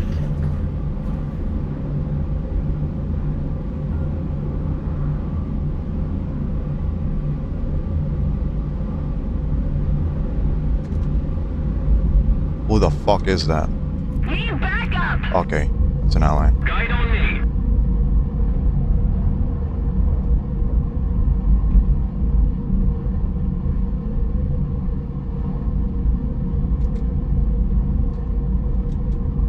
Lock.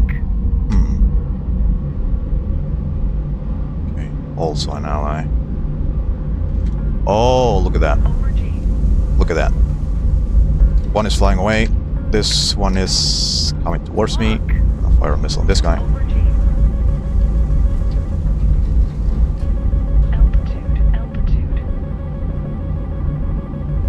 Over G. Altitude. Drop the field tank. Over G. Recommit. One of them crashed. Excellent. Lock. Lock. He J'd out.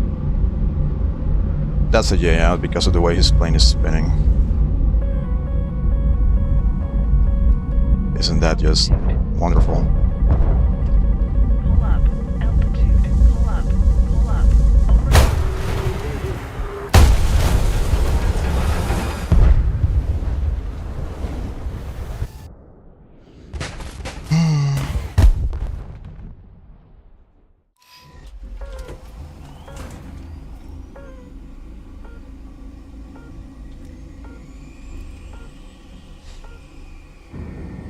So I think my only kind of choice to start gaining some map control would be to just basically rat around the mountains. Because with the terrain, I can at least isolate the amount of people that can see me.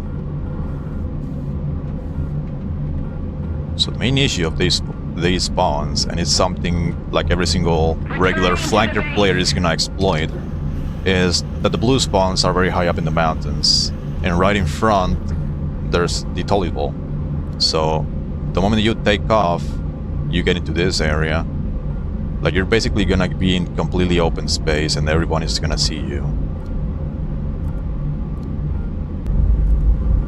So I'm gonna start turning to the other direction, try to use terrain.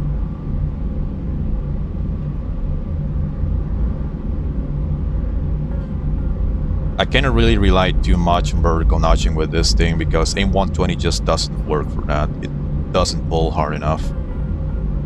So like for those kind of defensive flying that I do, it just doesn't work. Lock. This guy is on the deck. Two guys together on the deck. Lock. Lock. Over G. Over G. Lock. Lock. None of my missiles fired, by the way.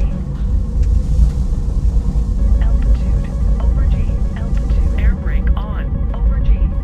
Over G. Over G. Warning. Fire. Yeah, none of my missiles fired. Excellent.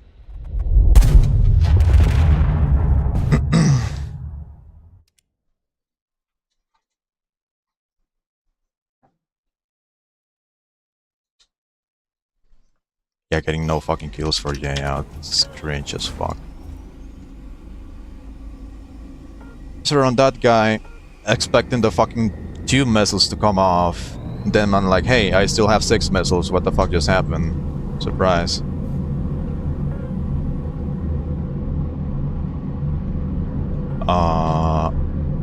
You guys know what? I'm gonna make a forum post. I think America suffers too much. America suffers so damn bad. They're always outnumbered. Like, they don't want to play.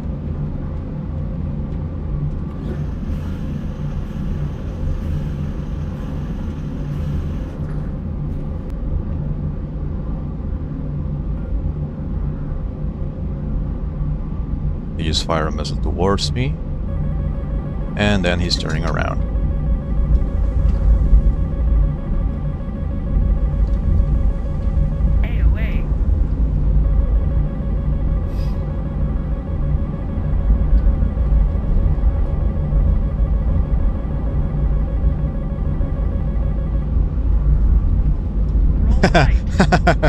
I think I made this missile reacquire the AI.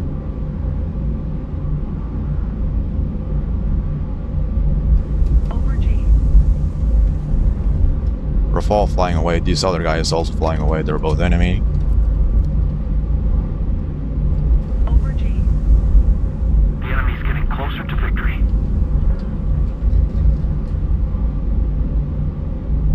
Over G. Over G. Lock. Lock. Whoever the fuck this is dead. Okay, it's an SU-30. It's already flying away, I believe. Getting pinged by... That looks like a Rafale. Over G. Lock. Over G. Over G. Lock. Over G. Over G. Oof. Altitude. Over G. Altitude. Over G. That's an AI.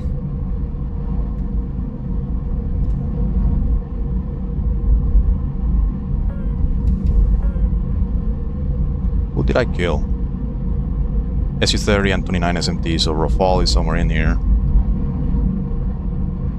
Gone. The enemy has captured a zone. Over G.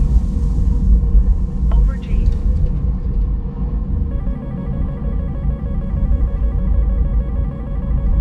Over G.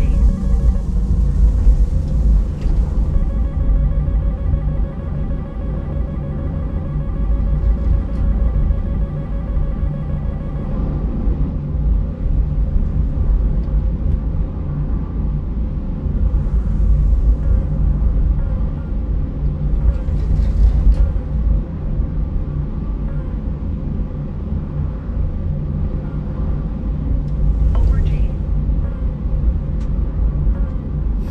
Lock. Over G. Over G. Over G. Over G. Over G. Over G. Altitude. Over G. Altitude. Altitude. Over G.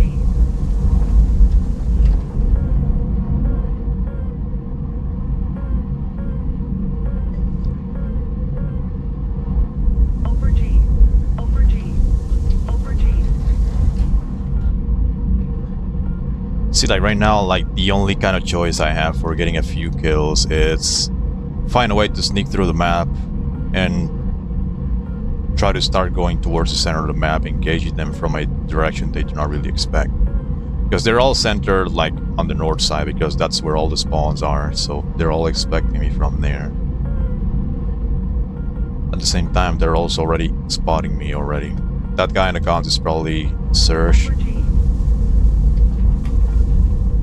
The main issue is I barely even have the combat endurance to contest like 2 or 3 guys maximum. And I think that's Roll left. also one of the biggest strengths of the flanker overall, is that you have so many missiles and you can maintain control of the map for a long ass time as long as you stay alive. Lock.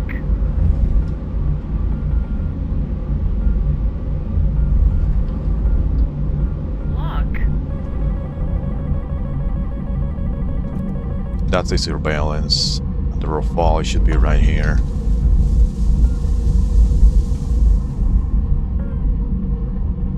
SU-30. Over G. Awesome.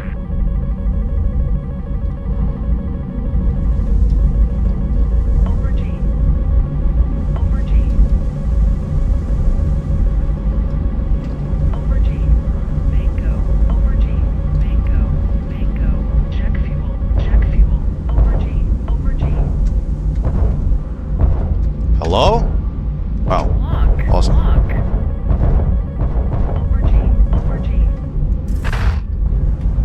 AOA. AOA. Shot flare. AOA. AOA. Altitude.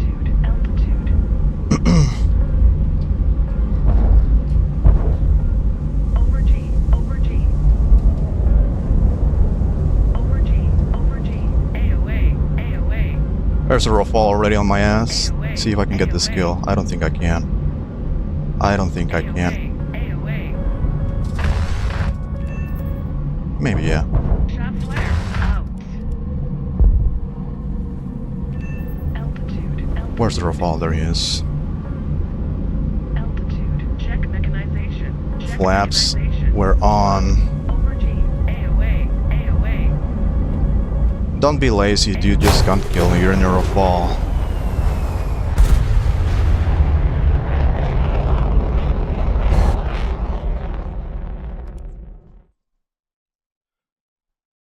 Is the F-18 any better in sim then? I don't know. I mean, for being a missile boss, it's pretty good. Like, I think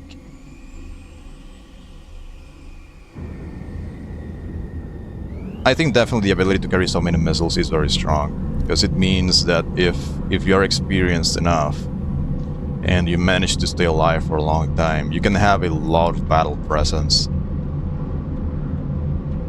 It can get you at most 6 kills, while a perfect sortie on F-18 is gonna get you like 10, 11 maybe. Like, talking about perfect sorties, which are like the fact that in a plane like the F-18 that has so many missiles, if you manage to just kill everyone while staying alive yourself, you can still maintain position around the map. You can stay, like, just having presence around the map for a lot longer than pretty much anybody else.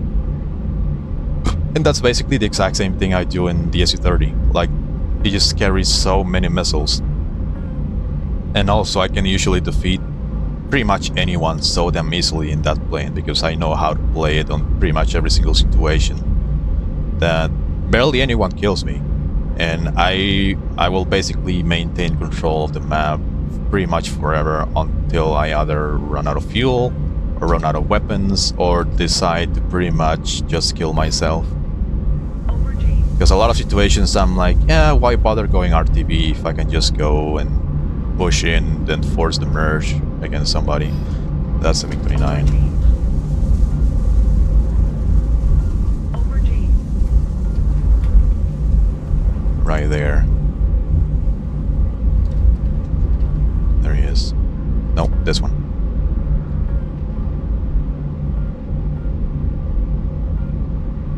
Starting to turn around.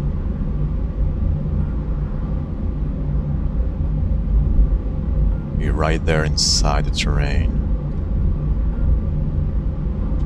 Lock. Over G. Over G. Over G. Over G. Altitude. Altitude. Pull up. Pull up. Altitude. Pull up. Pull up. Over G. Pull up. Over G. Over G. F-18 going from the other direction.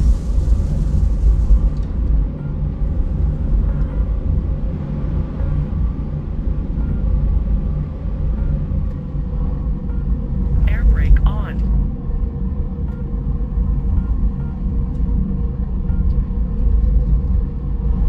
Over G. Over G. There he is. Over G. Lock. Over G.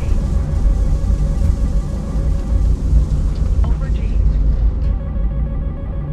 See if I can drive the missile into the ground. Yeah.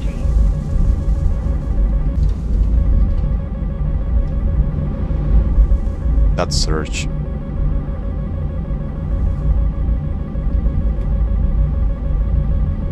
Lock. Over G. Over G. Over G. I believe his missiles are gone. Over G. See if I can get an HMD lock. Yeah. Lock. Fire. Over G.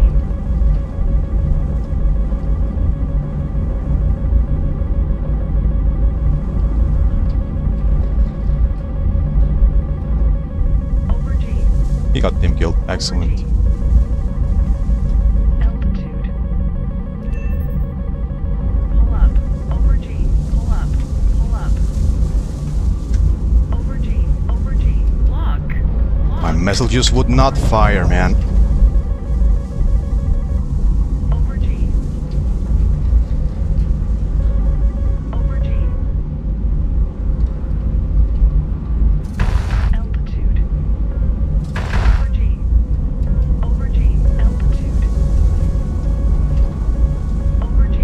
SU-30 raid fighting, that's interesting. Mango. Mango. Check fuel. Over G. Over G. Roll left. Yeah, Roll I left. expected that. Over G.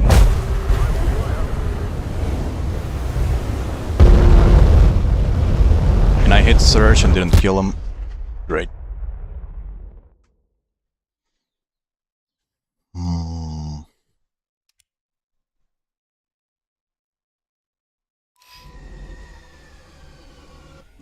I'm confused at how you would see that. Well,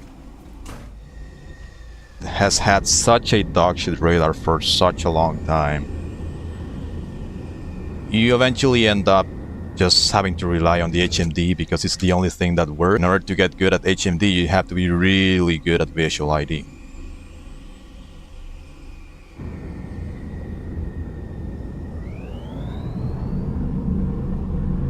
So like, I don't know how, but I just have really good eyes overall.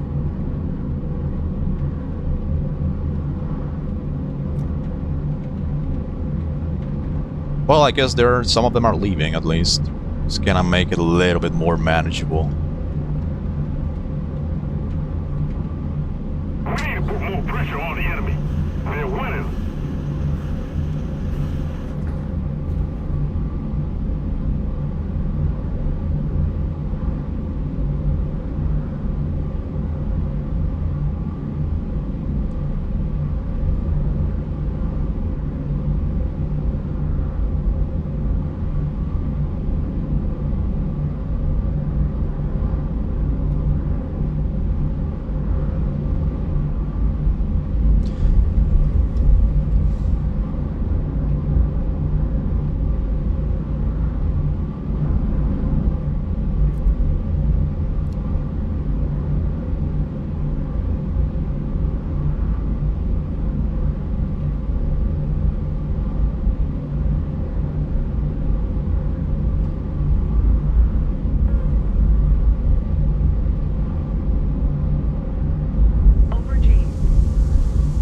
A contrail shooting at our side of the map. I wonder if it's an ally or not.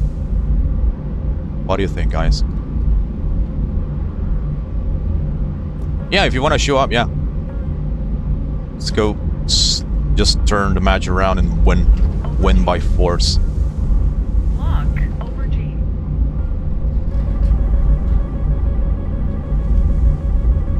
Over G. Obtain map superiority by force. Over G. Air brake on. Over G. Altitude. Altitude. Air brake on. Air brake on. Altitude. Altitude. Over G. Over G. Over G. Over G. Serge said, I have 14 missiles, I'm using all of them. Over G. Altitude. Over G. Altitude. Just casually BR joust. Over G. I'm gonna wait for the missile to get a little bit closer like this. Drop a bit of chaff. It's gone. Over G. I see visual. I see him visually. He's right there. Lock. Starting to recommit, so I'm just gonna fire out Over again. G.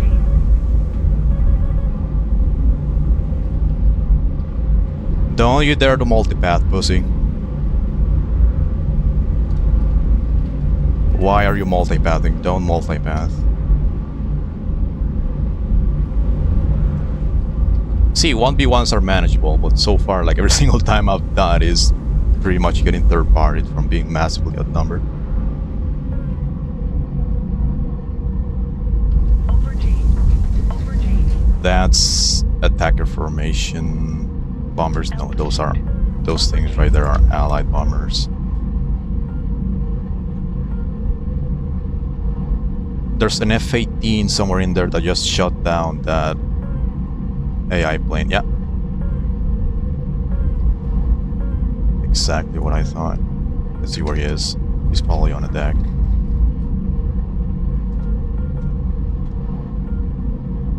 Oh, this guy? It's gotta be him, Lock. Over G. given how close the RWR ping is.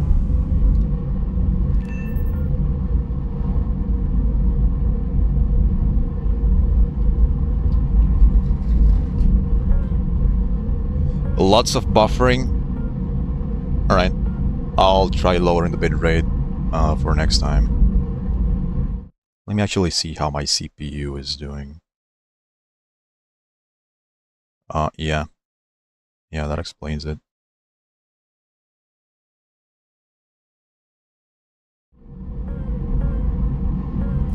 Yeah, I tried setting the bitrate to 60,000 because yesterday my PC was handling it just fine, but right now it's starting to get very close into the 80%, 90% of usage.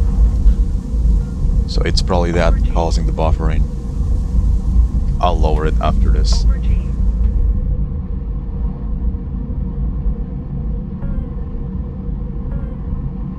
SU-30 right there. I killed Surge just very early, so that's not him.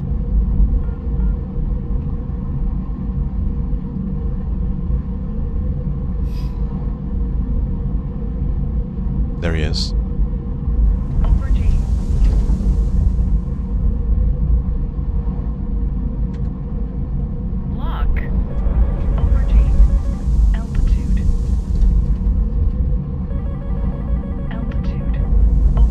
Motherfucker, okay. Wow. Yeah, as if I had that many missiles to spare, right?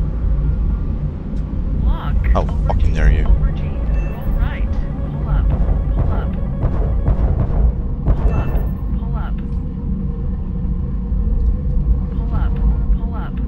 How dare you make me waste my precious missiles? Surge is right here, high altitude, so I'm gonna see if I can use this terrain to force him into getting me a little bit closer. Yeah. It's probably not gonna work.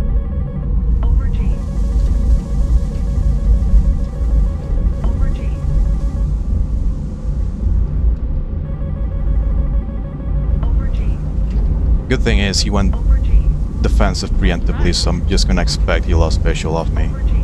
He's already coming head on towards me, like right in front. Might be able to force the merge.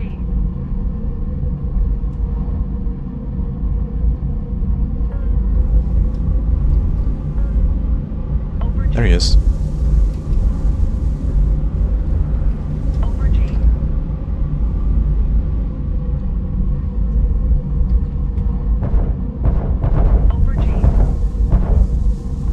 No, sir, come here.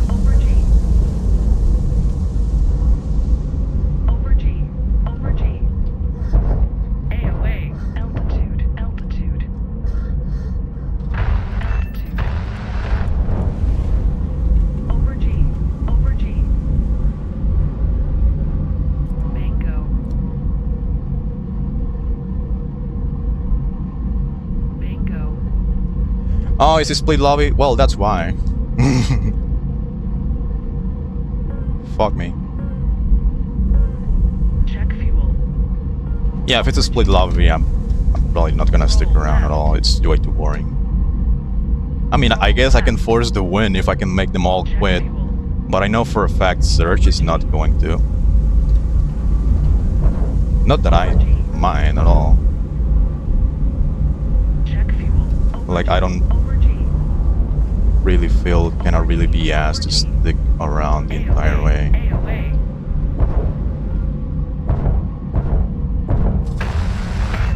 AOA. Mango. Altitude. Check fuel. 25,000 bitrate should be enough. Yeah, I just wanted to make sure I could provide like the maximum quality possible, because I like things to look good. But like if my PC is currently handling 60,000 more than fine, then maybe it should be okay if I reduce it to 55 or 50. Where is this guy? Check fuel. There he is. Over G.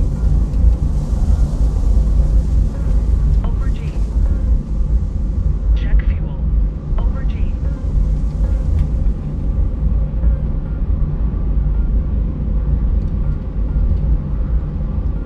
Why is he running? Why are you running? Low. Roll left. Why do you ease running? Move after me. Left. Over G.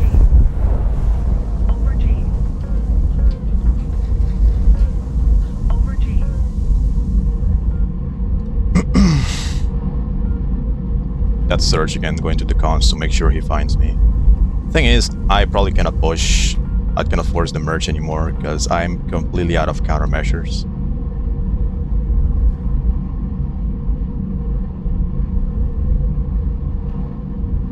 Warning. Fuel low. That's Over G. him. Over G. Yeah, he's seeing me already. Over G.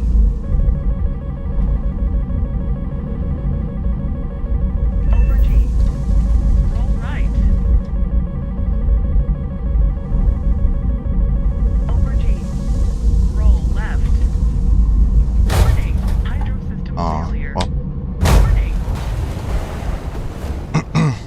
completely out of countermeasures.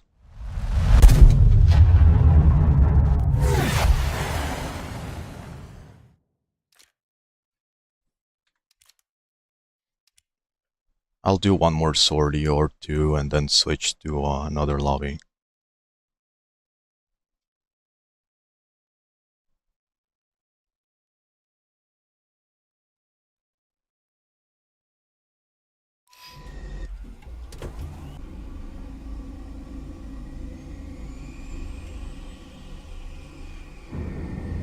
Yeah, I use 60,000 for streaming. My PC better man the fuck up. It's not an internet issue, it's just my CPU. Let's see if is it buffering too much? A little bit, like every 5 minutes or something it starts buffering.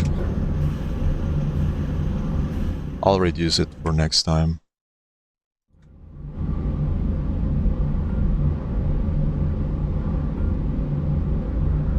This one is at 3.9. This one is probably search. Need backup.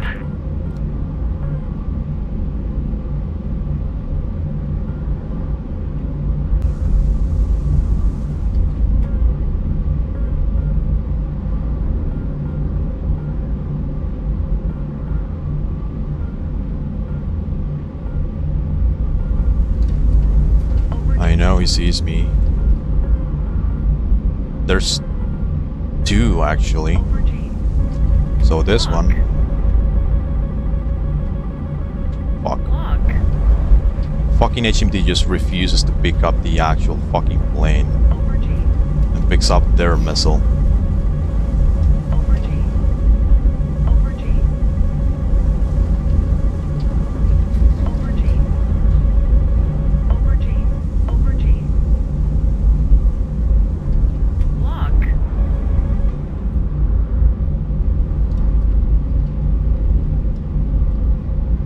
Is he recommitting towards it? Altitude. Over G. Altitude. Lock. Over G. Right. Over G.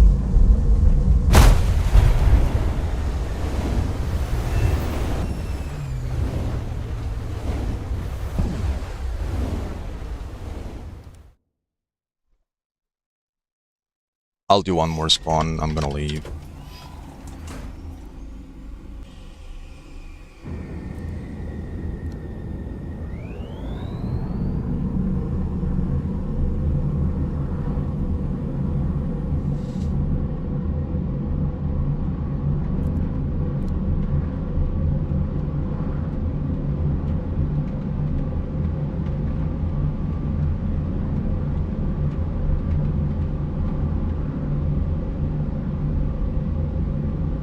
Roll left.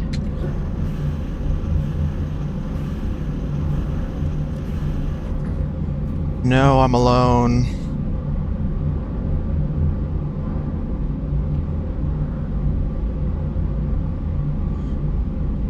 I wish I could give you backup. Bro, I wish my team didn't fucking melt.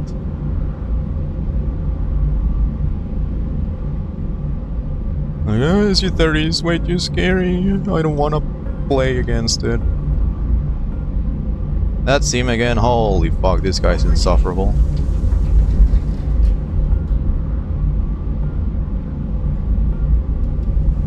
Over G. Over G. Lock. Can you please pick up the actual plane? Lock. Over G. Over G. Okay, it finally decided to fire the missile this time. Altitude. Over G. Oh. Over G. Altitude. Over G. Over G. Over G. The missile is gone. Lock. Not quite. That shit came next to me. Over G. Altitude. Over G. Over G. Over G. Gone. Over G. Lock.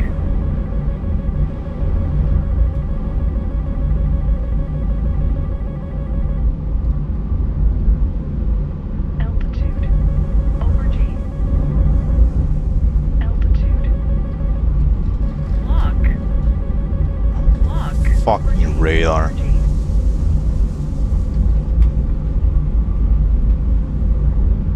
It keeps reacquiring their fucking missile instead of the plane. Air brake on. Over G. Fucking hate this. Well, now let's see where he goes.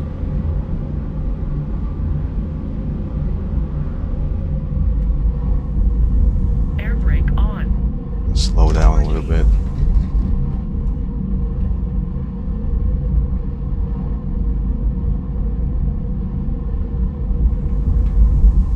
Over G.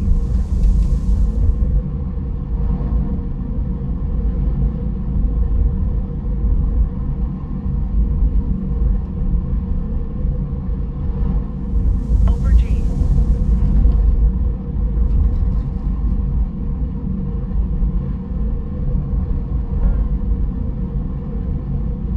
There he is. Why are you running away? Over G. Roll left. Nuh-uh. If you want beef, you're gonna take it, bro. Mango. Check fuel. Mango. Mango.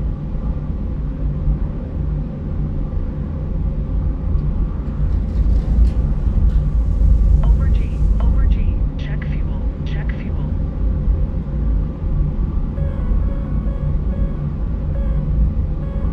I see him very clearly. Right there. Mango. Mango. Lock. Lock. Warning. Fuel low. Check fuel.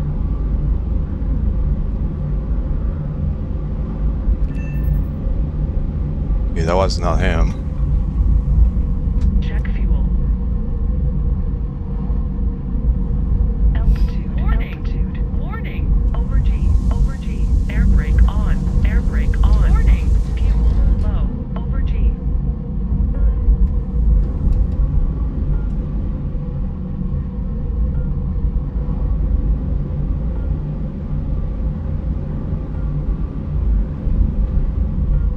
Roll left.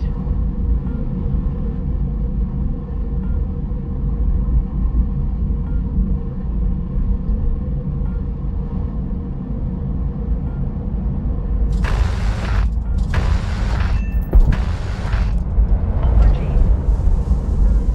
Warning. Fuel low. Over G.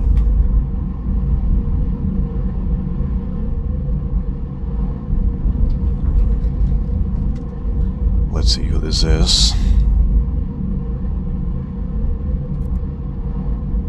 Surveillance? No, that's not surveillance.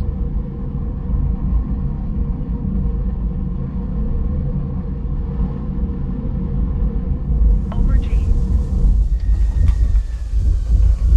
Over G. Over G.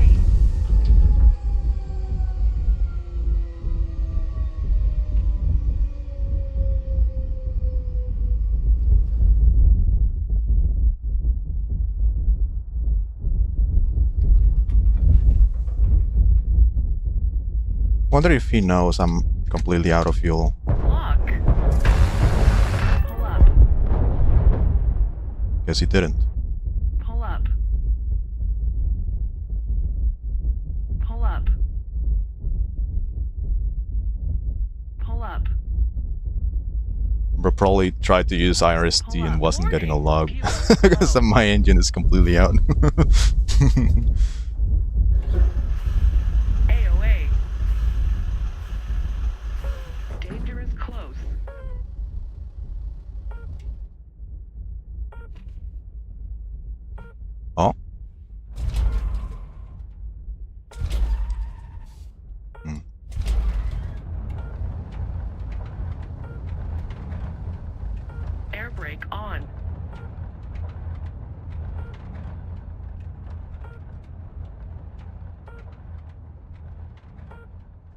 Air brake on. Have you tried using ACM? The thing is, ACM just logs onto the very first thing it finds. And Air brake if it on. logs into the missile, well, it's no better than the fucking HMD.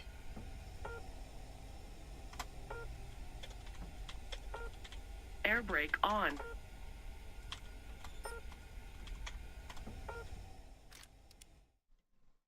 Like, on pretty much every single one of those occasions where I was jousting with him, like, I saw me coming head on towards me, and the radar decided to just not pick him up at all. So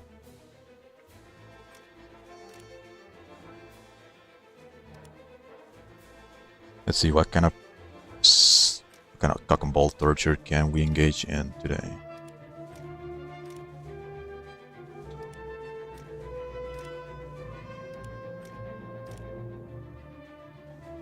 This is the one I was just in, 16 minutes. Want to see if I join, if it draws me onto the split lobby or the new one. Probably the new one.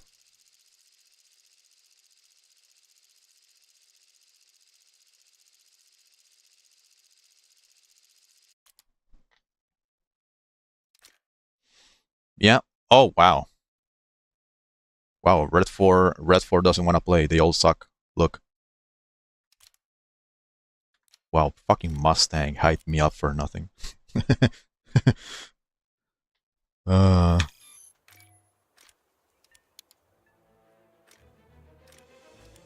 Dover Strait, ew. Tunisia. You know what's funny about Tunisia games is there's people like these who play top tier Tunisia willingly. It's their choice. And there's also a bunch more people complaining on the Reddit thingy for War Thunder or the forums saying that the War Thunder economy is dog shit because they always go negative. Well, fucking map where you die like 2 minutes after spawning in, at best. But probably one of the most expensive maps to play in. Same with this one.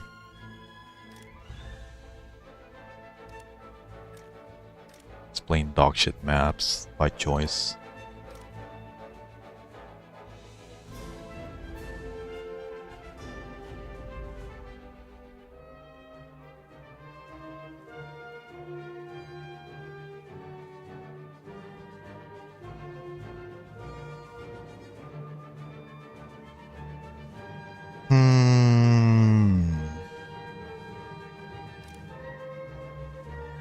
Kinda none of these matches look interesting. Let's see what's up on this one. See, on yesterday's stream, I actually managed to get lucky and had a decent amount of people on the enemy team that decided to actually stick around and fight back. That's why I got like 47 kills. But on this one, well, whoever side manages to gain momentum before the other one, well, this one just melted. So this team managed to steamroll a little bit earlier and they got pressured and they don't want to play anymore. This guy was doing fine, getting 4 kills, died 3 times on left. This guy went 3 and 3 on left. 5 to 1 left, 1-1 left, left.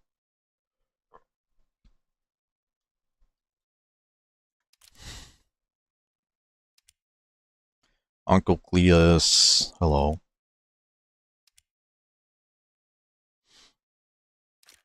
I mean, I could spawn in to do casts, because it's fun, but there's not even fucking ground battle to shoot at.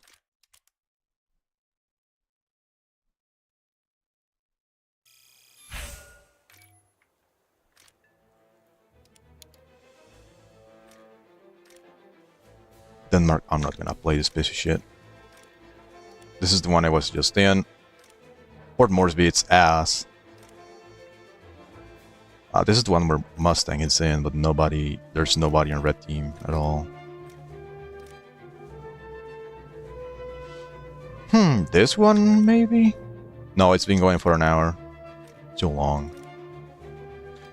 Yeah, no. Same looking kind of dog shit right now.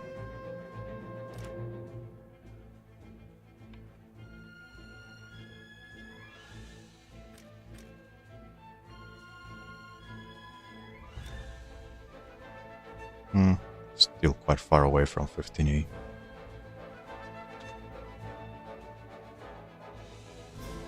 Yeah, well, GG's.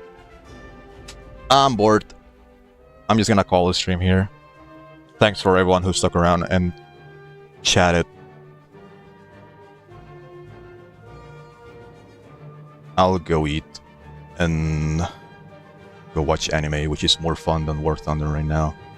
Also, nobody wants to duel for now, so won't be able to stream anything that's actually fun.